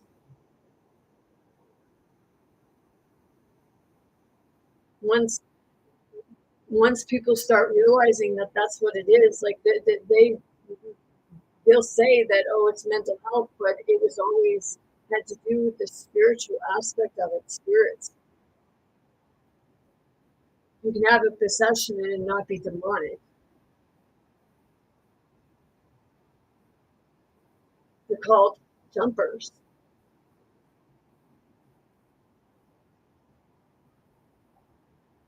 And they're different parts of your ancestry line. They're different parts of you, all parts of the spirit, because I am you are me.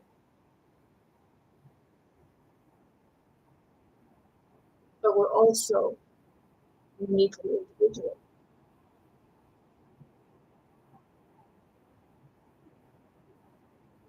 because we all have different gifts, similar gifts, and sometimes the same, but it's how we use our gifts.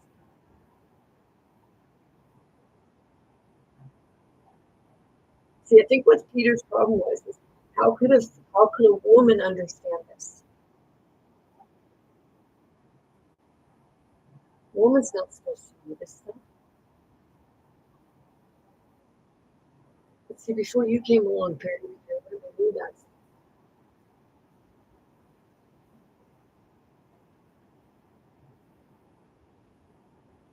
because Jesus' mother's father and family knew it.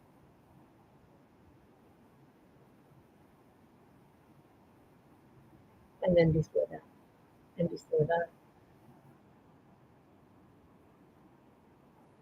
So it was always known, but it was always pushed back because of the taboo, the stigmata of it, and that's what we're facing a lot of again today. When Donald Trump says about the witch hunt, yeah, it's a fucking witch hunt, and he's the fucking warlock.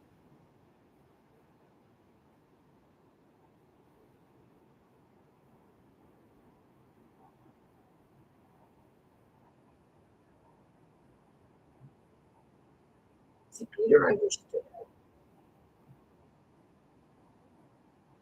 That's why he's been looking the other way. You know that that pastor Donald Trump has, full of white. She gets up there and she says,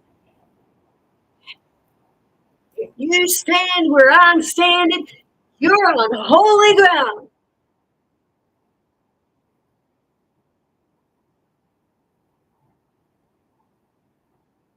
Is that not blasphemy? Because she's basically claiming that she's herself as God.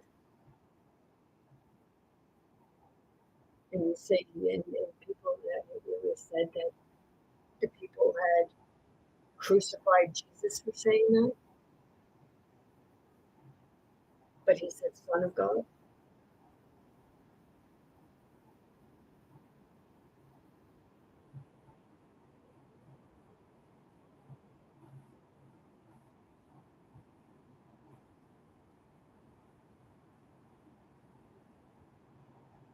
It's a part, people choose to follow the right wing conservative. Well, that's up to them. But don't say you're up to loving God because the loving God accepts everyone, not just your point or your people.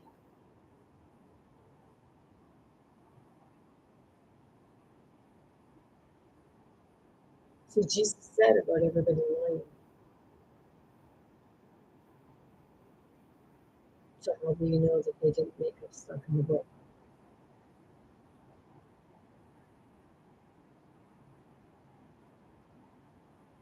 Left things out, 7 pages of Mary Magdalene's gospel was missing.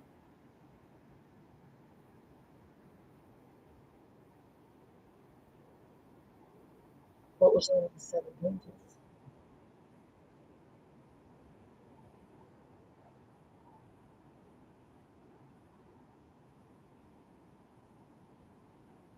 I find it ironic because there's an awful lot of Mary Magdalene, and on some it said that, John didn't really die, John the Baptist. And when I looked on in one side of my family, there was a John that was married to a Mary Magdalene.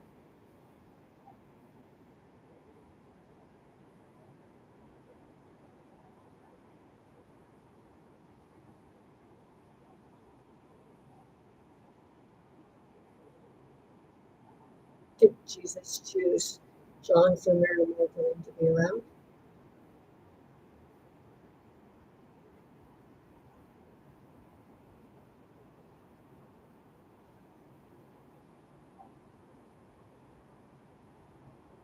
They said John was crazy.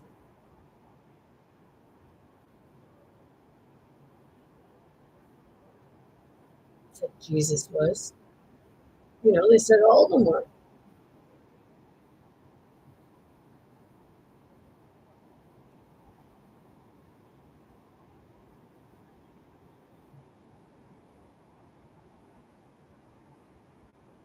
See, like I said, everybody's going to see it differently, and that's okay.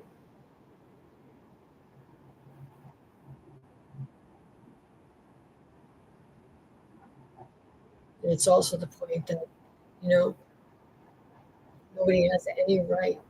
Well, I mean, you can do it if you want, but what right do you have to diss somebody else's stuff if you figure that they shouldn't be dissing yours?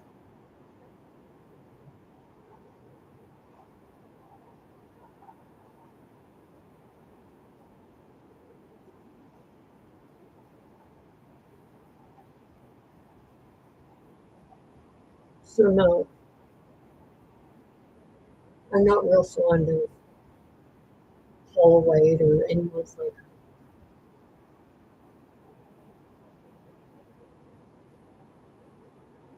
because they're looking for profit. A true follower,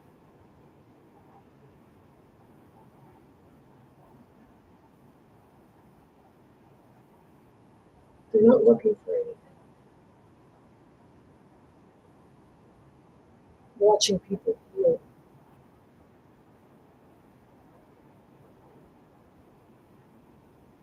is the best reward.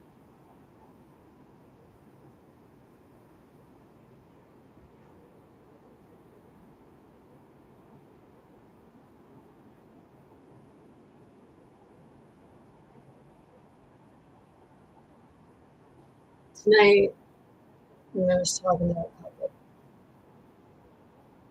told her I said it for her roommate, and she said she could see in my eyes. And then she just hugged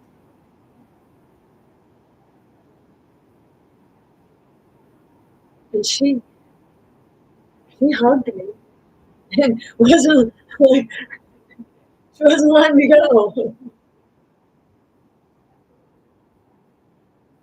And I could feel her. I could feel her crying inside.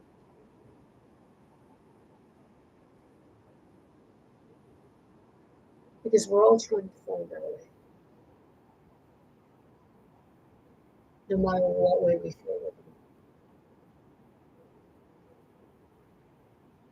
Because we're all trying to find home. And that's what the lost souls are.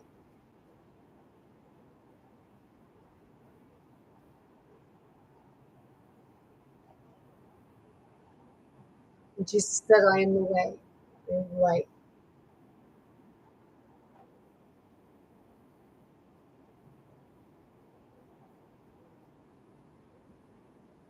So learn from him. Maybe it's learn from his mistakes.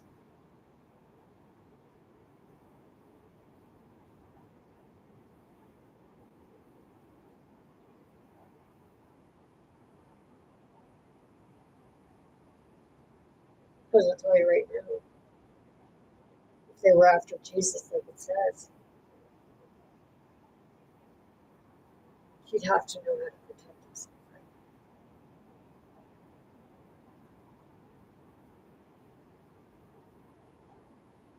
Some of them might be saying that because Jesus is all that and great.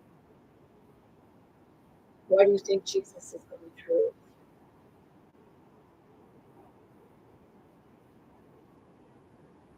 Because he is. That's how you're healing. We're going through it together. Everyone's helping each other heal. Whether it's a word you said, a gesture you made,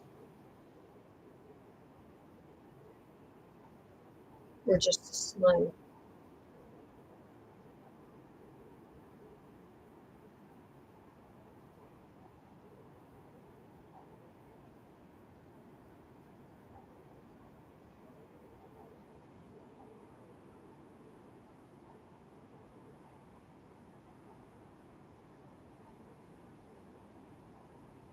have.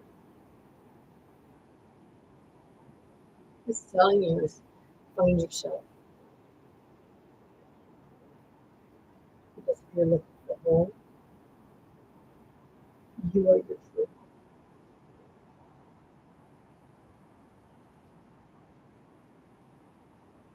You know, you're looking for a place on a map that would be your truth.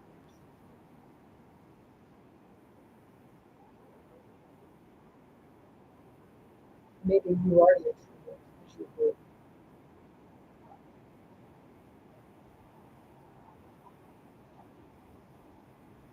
the land of the free.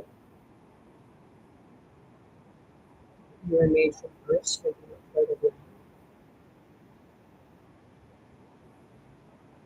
You are the land of the free. You. I'm not talking about the earth or the country. I'm talking about you.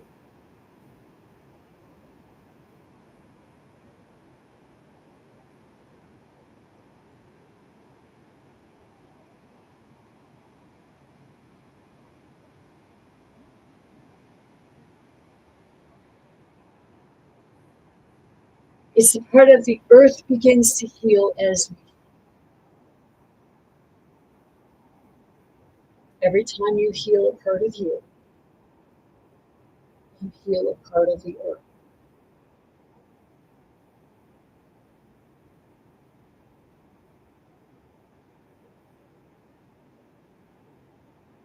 Some people, you don't believe that. That's fine.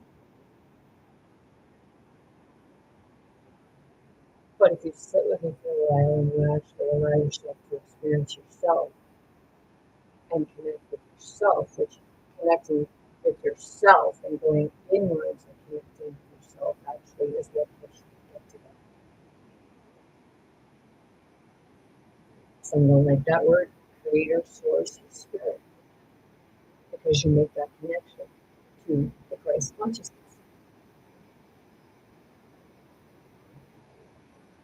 Heaven and earth connected.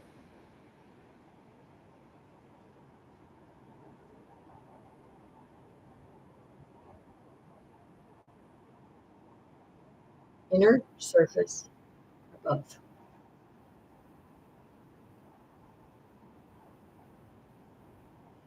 So you meet in the middle of the surface.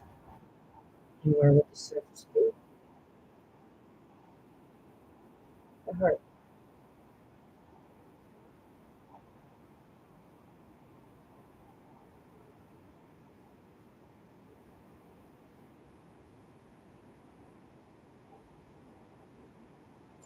It's like earth is fighting with heaven.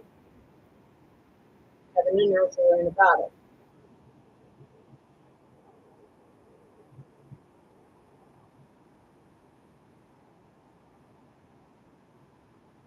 Is it the child and the father and then the Holy Spirit? Some people won't get that. Some people are totally,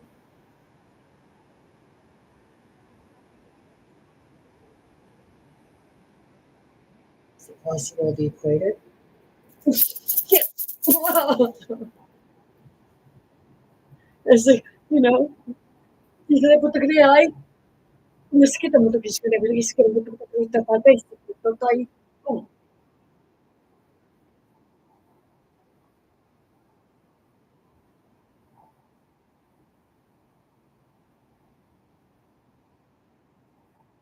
we're all looking like we're just looking at a narrow minded.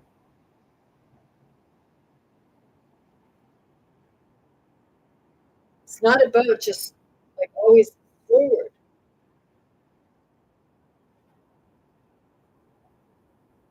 Like head down, don't look at nothing.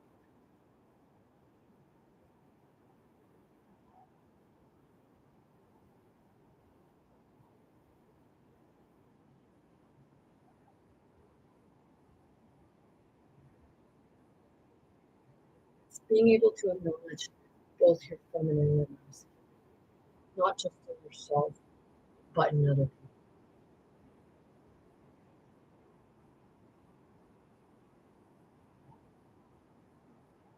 letting people know that, whether you're a man and you're masculine or what have you, it's okay to have feelings. You bottle them up and then you can go and other people. And with regards to that, it doesn't matter if you're a man or a woman.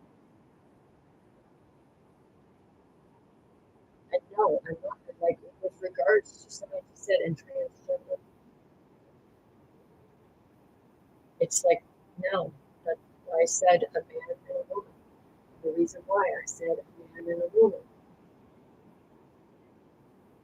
because it's becoming that two-spirited. And some people they say I don't identify as anything. It's like so you're an it. I'm not saying it to be rude. It's a legitimate question. Are you an it?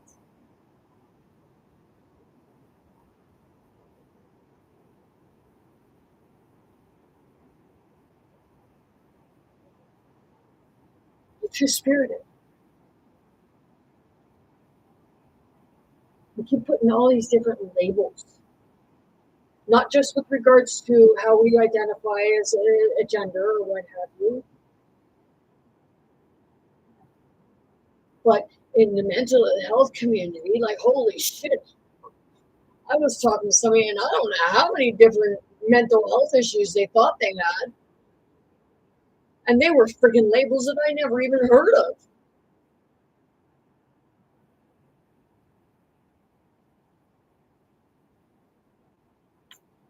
Put a label on it.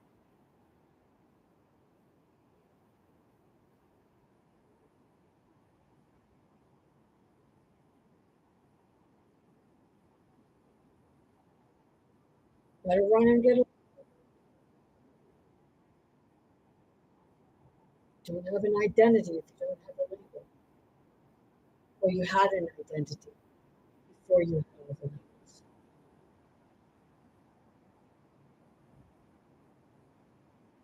You just weren't understood.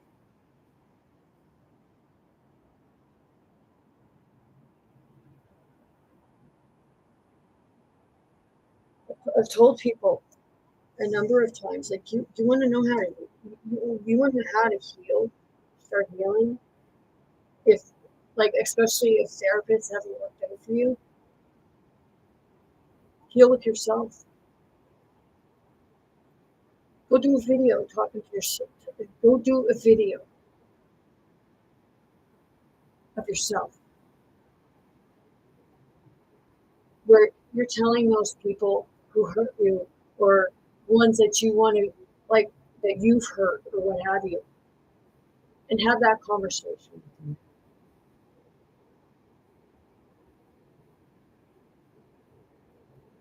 And then go on another time doing a video where you're talking to somebody who who's gone through the same similar if not the same types of things as yourself, and what advice would you give them? And work hard and refrain from telling someone to hurt someone else.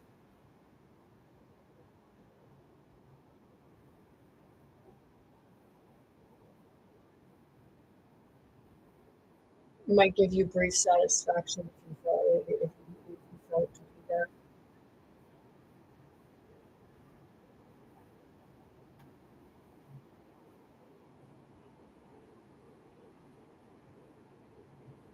But there's always another way if you feel there's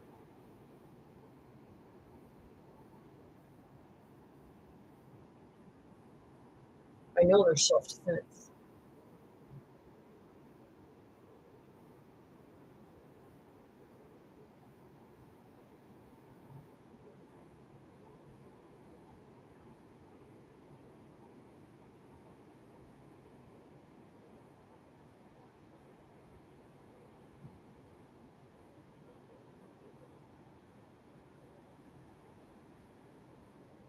So, Jesus, if you told Peter that you were going to turn Mary Magdalene into a man,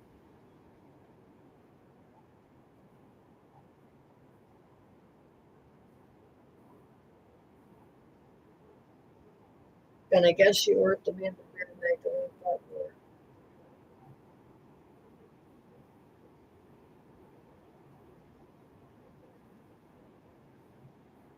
And Peter, if you've committed crimes against women,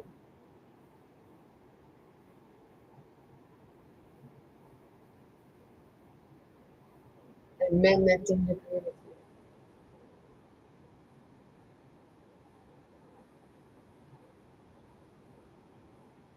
then you too, you've committed heinous crimes.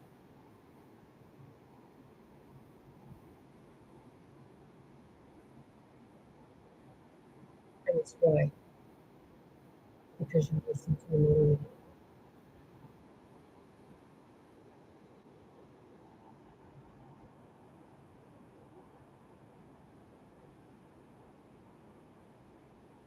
Because women are dogs.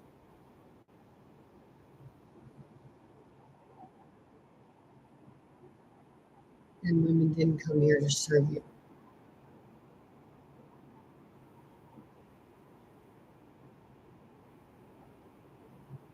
If you're that, as they say, the dark one,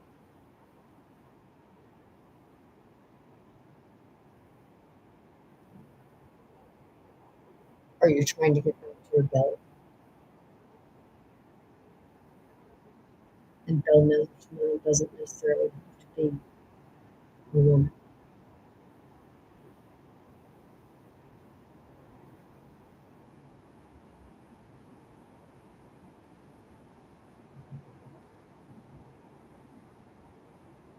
You know, people's like, oh, you're accusing Peter of being gay.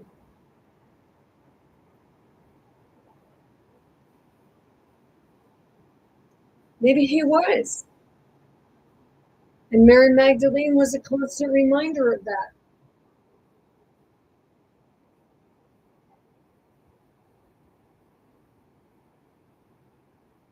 And to him, Mary Magdalene was getting in the way because he was in love with Jesus. Were the feelings mutual?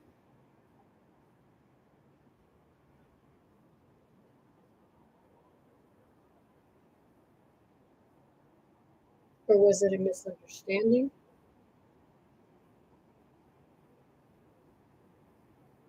Right there, when I said, or is it a misunderstanding? I was like, felt something in my body.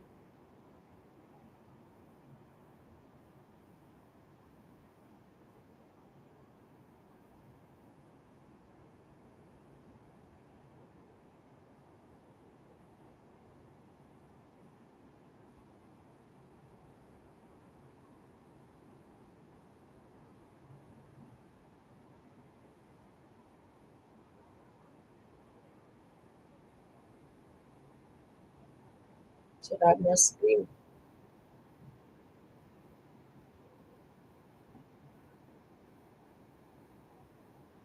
Is the Lord happening?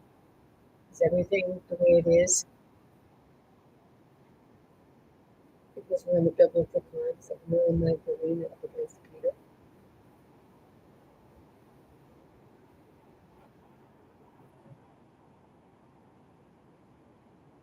Or is Jesus, Yeshua,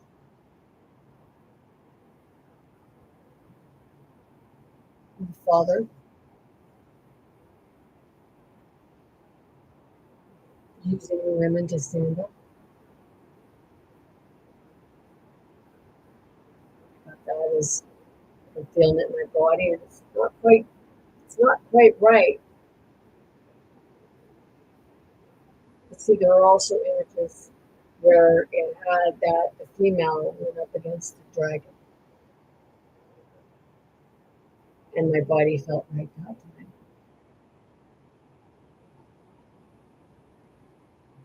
You know, I'm up against the dragon.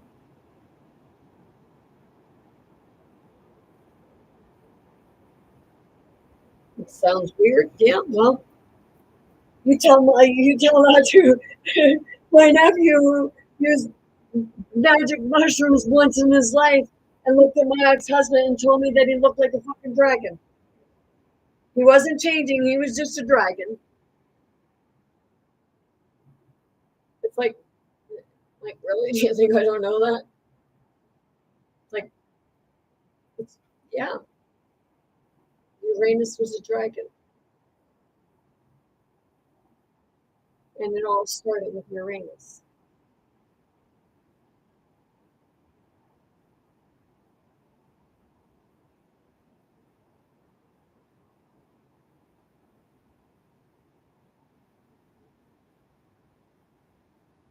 They affiliate, affiliate the said families of God with the planets,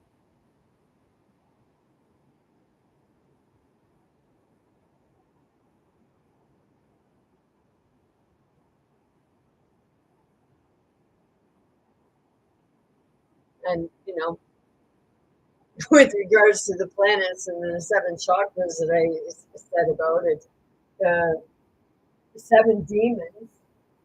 Well, the demons with seven chakras because they were all blocked. The seven stars. Well, they're in '99 when I used the Ouija board before my exorcism. I look in the mirror and I'd see seven stars in my eyes, and I would see seven stars in everybody else's eyes, four on one side and three in another. Seven spirits, seven trumpets. We're talking about that now, about the seven trumpets sounding off. Seven bowls. When they do now I get the seven bowls, the sounds. Each chakra makes a different sound, and it's the like I don't know them right off right now. But yeah, the other night I was telling ex-husband tonight that the other night when I went to the thing, there's a woman there, and I was talking to her in the different. I was having a conversation, and I was bringing forth the languages, and she liked them. She said like my head's tingling. Yeah, the interesting thing.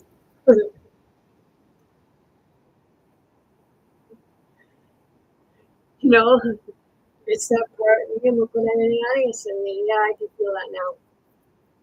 Oh, I got a big nose. Yep. Nisan mo kasi mo siya laki sa asuki mo sa katipikaray.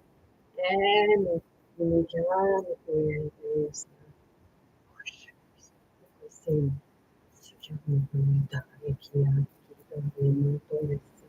Solo caresce forse se te pequeno mo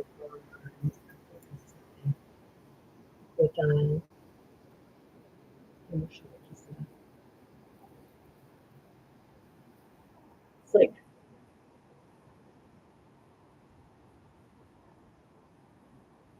does Mary Magdalene hate Peter now?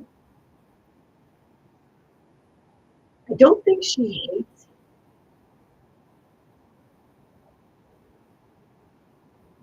It's more of a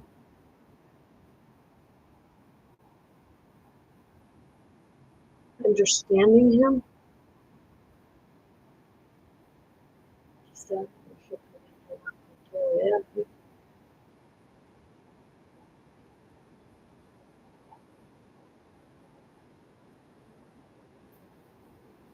Because when going through this, it can create what appears to be religious psychosis. And the other night they mentioned that in the thing on it.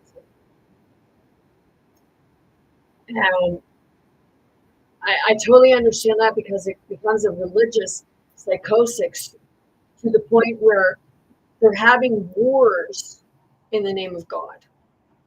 Because it was said that God said, you have this land, you have that land. No. I recall in history, Genghis Khan was the one telling people that they could have this land and they could have that land when he had no right to tell anybody that they could have it. Like it was sentenced off to any land. We're all supposed to be living freely throughout the land. But Genghis Khan was also much like Donald Trump. And I had a thing, and I said back when I started going through my awakening this time, I said in 2020,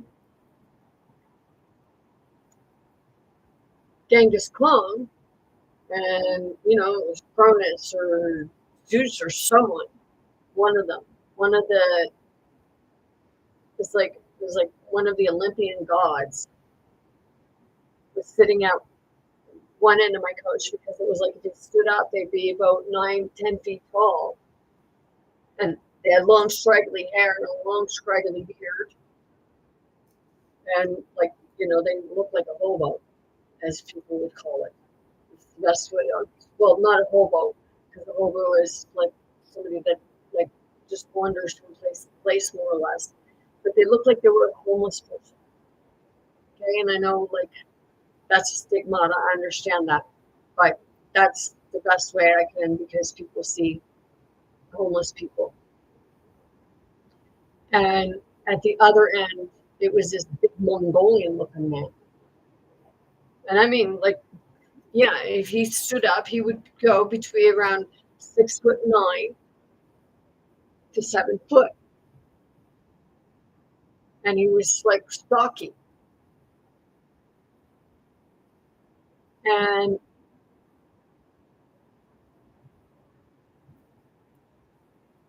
when I look at the different aspects of things, I've learned to understand things on a totally different level of what people would perceive to be reality. It's like looking at multi-dimensions from different angles, different sides,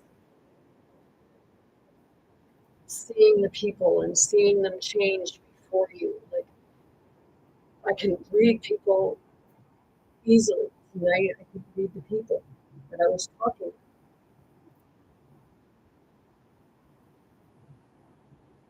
So is that part of,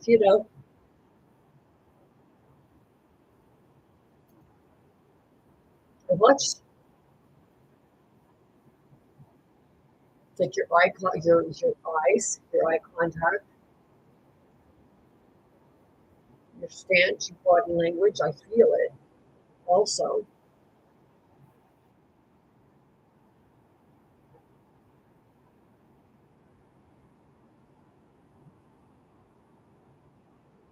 And I can feel intent too.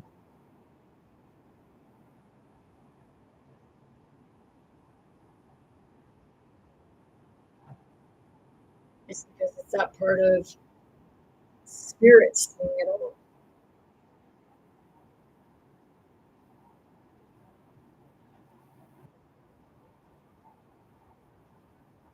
Because like you may not be aware of certain things that you see. That's why it's said God sees all.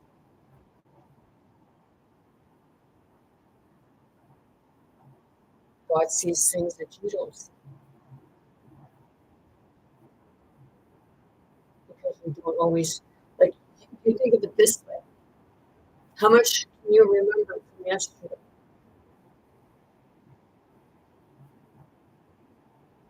Because you don't remember a whole lot of the day, but you're up 12, 13 hours of that day. And somebody tell me today that they had their remote control and they set it down somewhere to go to the bathroom. And when they come back to get it, it was gone. And they ended up finding it downstairs in a laundry hamper that had cardboard and plastic in it.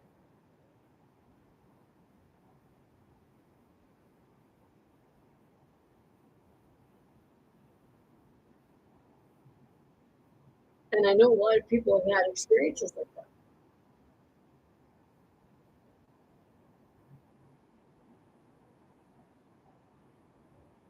But see, it's also that part where you're going in between. It may be there. You may put it there. But then it's like you walked into a parallel and you go back to get it and it's not there. It's somewhere else.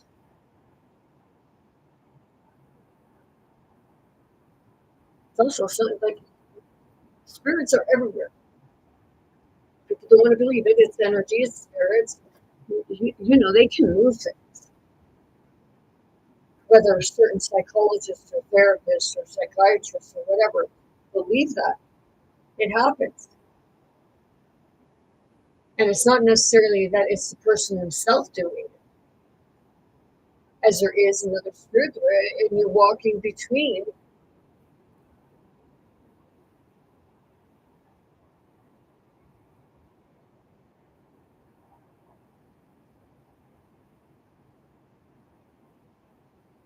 It's that part of like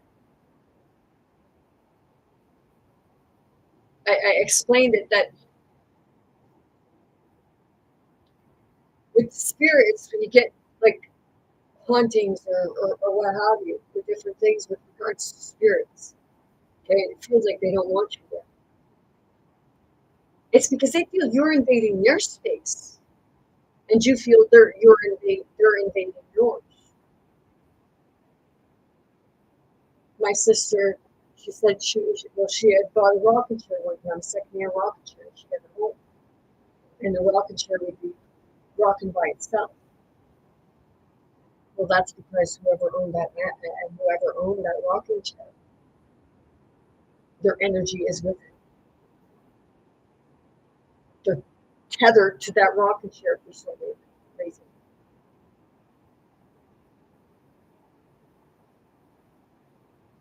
And that's why it's hauntings with flash and things like that, because they're tethered for some reason. And that's it. And the part is finding out like what has them tethered there.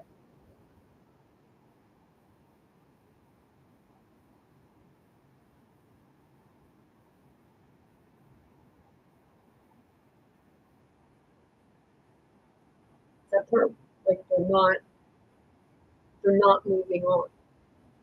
They're not leveling up. They're remaining stuck on something. And that's what we're here to help them do, is to like move through it, facing it. That's why I know, like, when there's a jumper that comes in, it's one of those easy, oh, you got a jumper.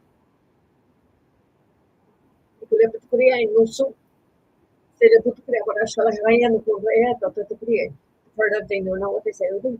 They don't know what they say or do because they're dealing with other aspects of spirit. And they don't know that's what they're experiencing.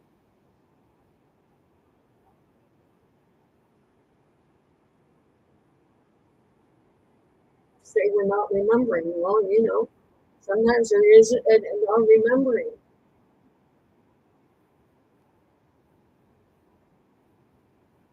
It's like a doppelganger. I said, like, I seen my ex-husband's doppelganger, and I know where he's at, and I know he's got the same name and the same freaking problems, but they're in two different countries.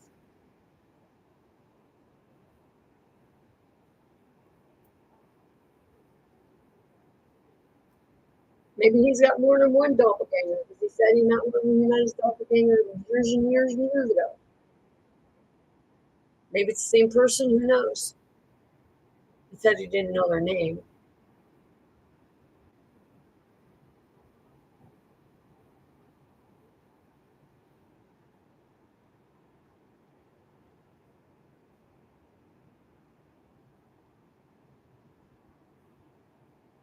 So it's, hey, it's pretty fucking weird when you see it.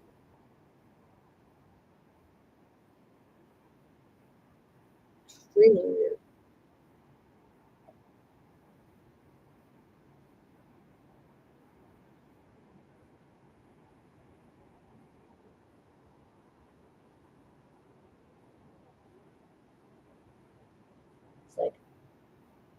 Holy snap and earthful. What a mind fuck. Literally. They don't like that. And look at somebody else today. You know what I see that.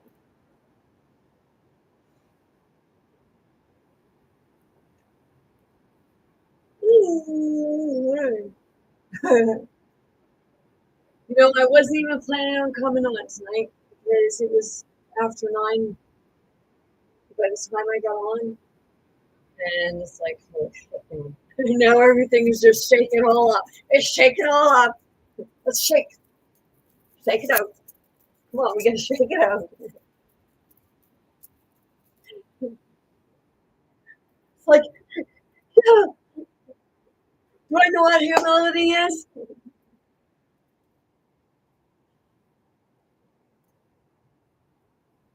But yeah, you know,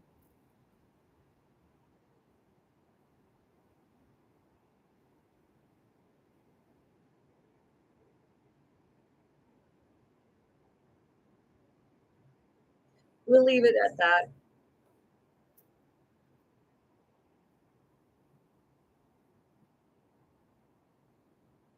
Some of this may have made sense to some and not to others. But, you know, you're allowed to ask the questions, and there's nothing wrong with trying to understand someone else, with trying, like giving understanding to others' beliefs, because that's the way to true. Oh, here we go, Bad Alice. Let's listen.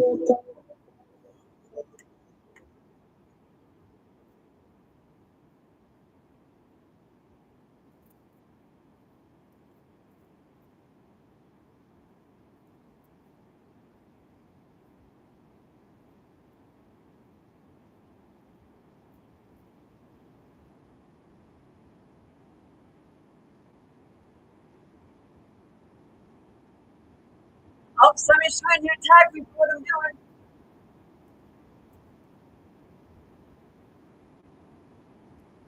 We're all bad Alice's, especially if we question things.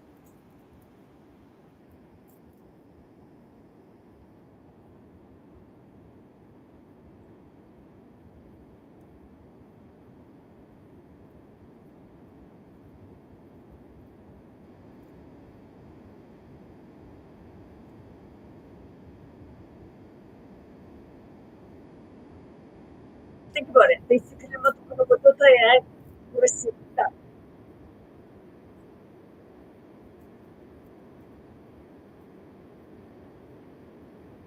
Oh, my ring's gonna go flying. I lost weight over my hands.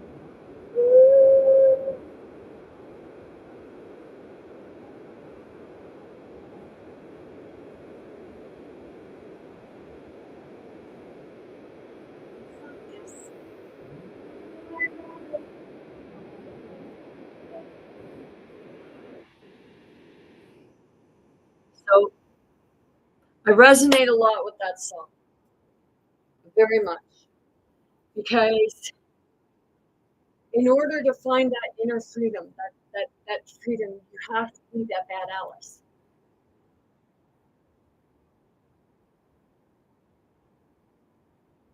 Immaculata, Wonderland,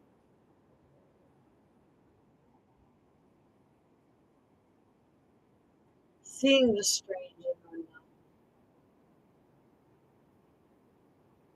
thinking about it. You know, some people are going to look at you like 100 heads, but I'll tell you right now, there's a lot of people feeling the same way, and that's why it doesn't get talked about because of the stigmata of mental health with regards to it. They want you to be ashamed of your spiritual. They want you to be ashamed of your spirit. They want you to be ashamed of your feminine.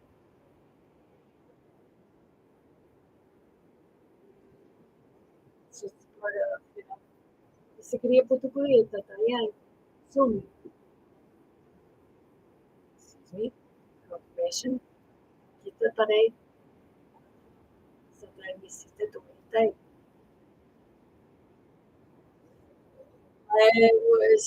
It's just clearing.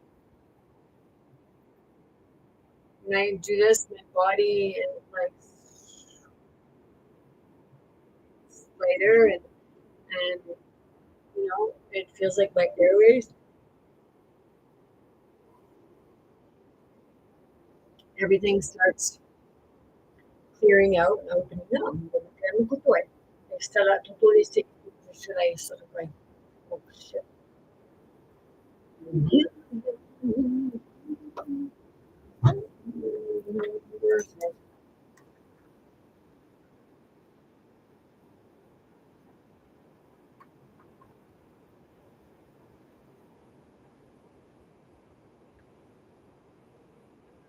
Matomo kahit tayo.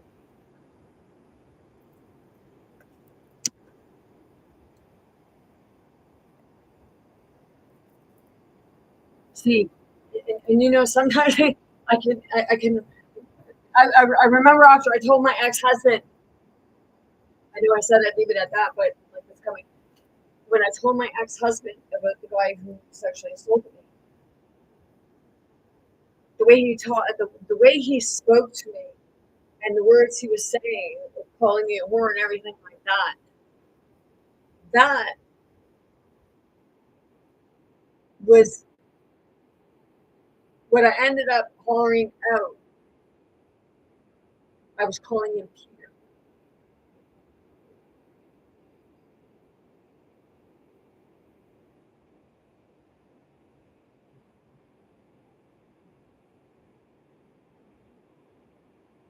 Sometimes I've even called him Jesus.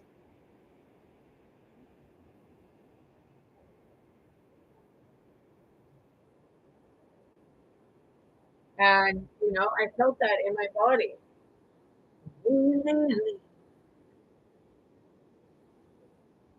But I had.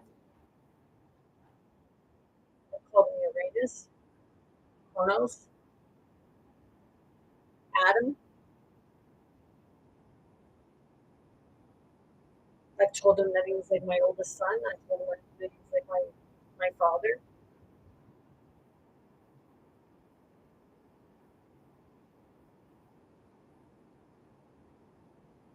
You know, didn't King James and his aunt kill his mother?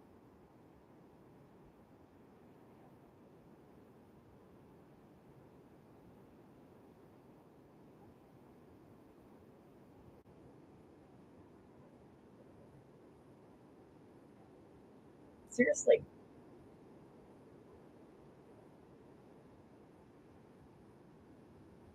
You know, you can say like people have different versions. Yeah, it's because those spirits keep shifting.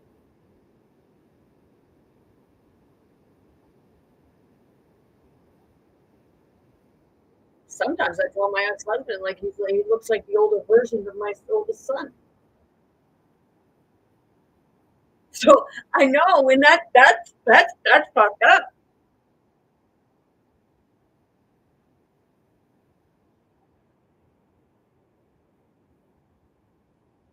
and they're no relation.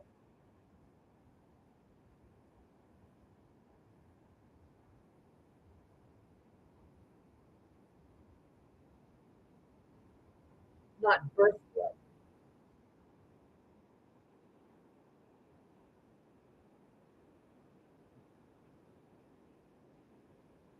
You have the father, the son, and the grandson.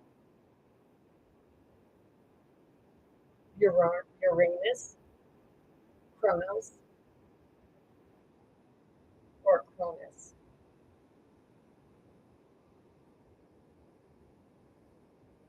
My body seemed different when I said Cronus.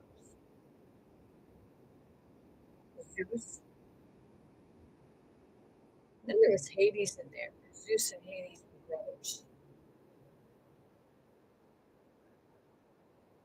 And they all ganged up on Gaia, the mother.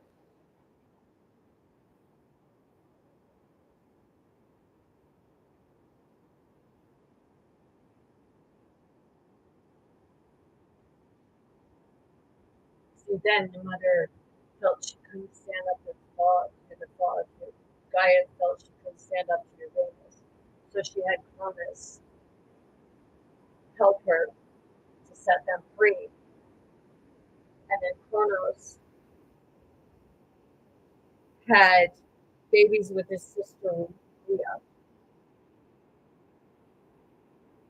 And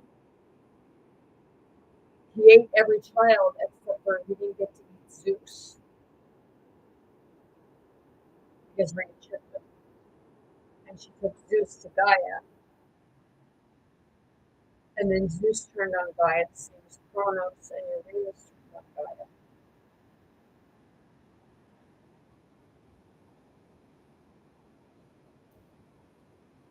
So now, like,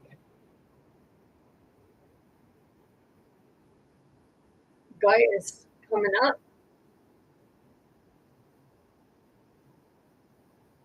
because Gaia was feminine. It was Gaia Lilith and Uranus Adam.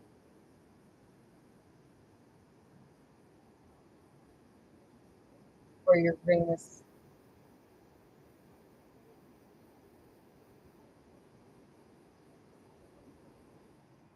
Lucifer.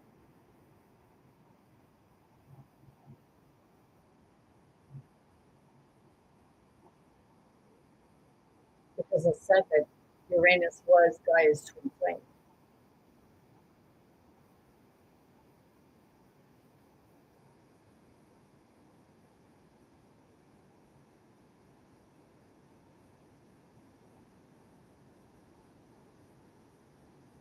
And they said that Lilith and Lucifer.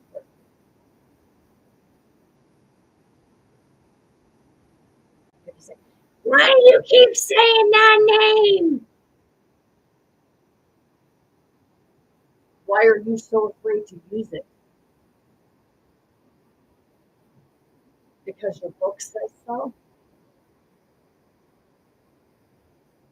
Or because Michael says so? When I said Michael, I felt that.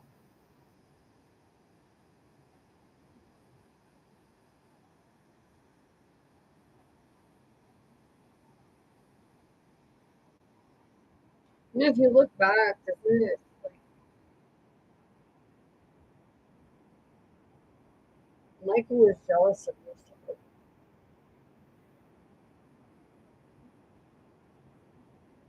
because Lucifer was going to be the said to be for the world. They said king.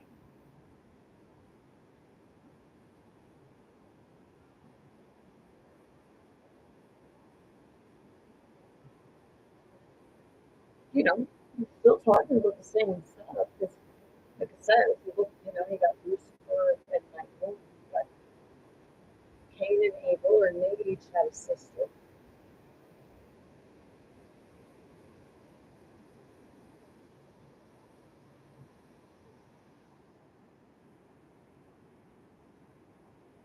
Seriously, maybe they don't have any more story time book.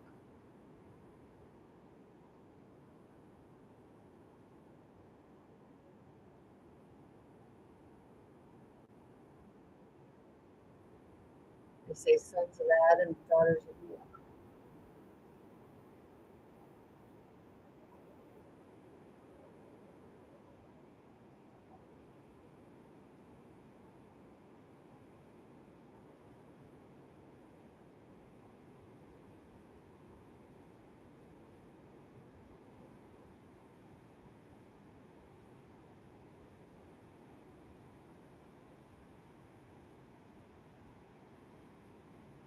It's a little food for thought. It's like, they want you to be afraid of names.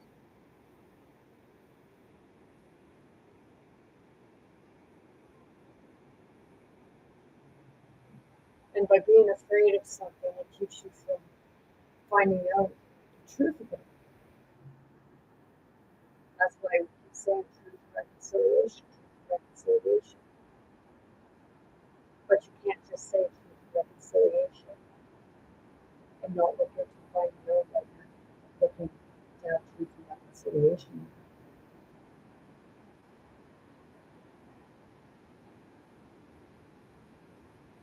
You see, it's not just about the schools.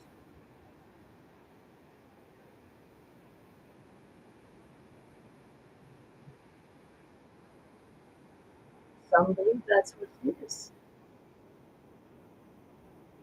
It's just been more into the light since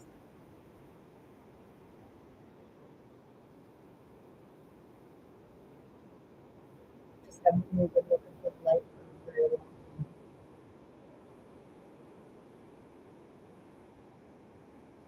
Why are you looking at that?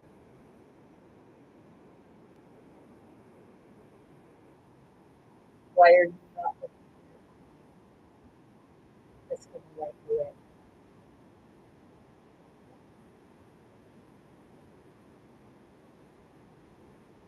It's not because you can't do it, because you can't.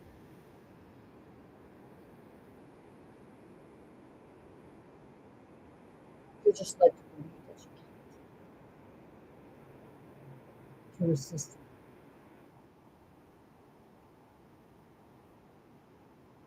To the actual sins. The systems integrated in society that actually, it gave that form of grace because you forgot that you can only do it yourself.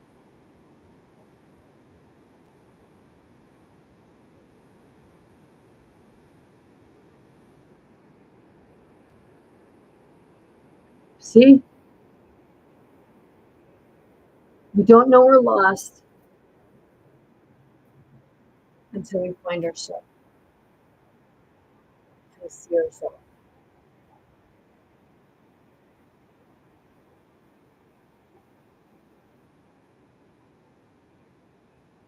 Finding your way back home to self brings you back home to spirit or wherever you.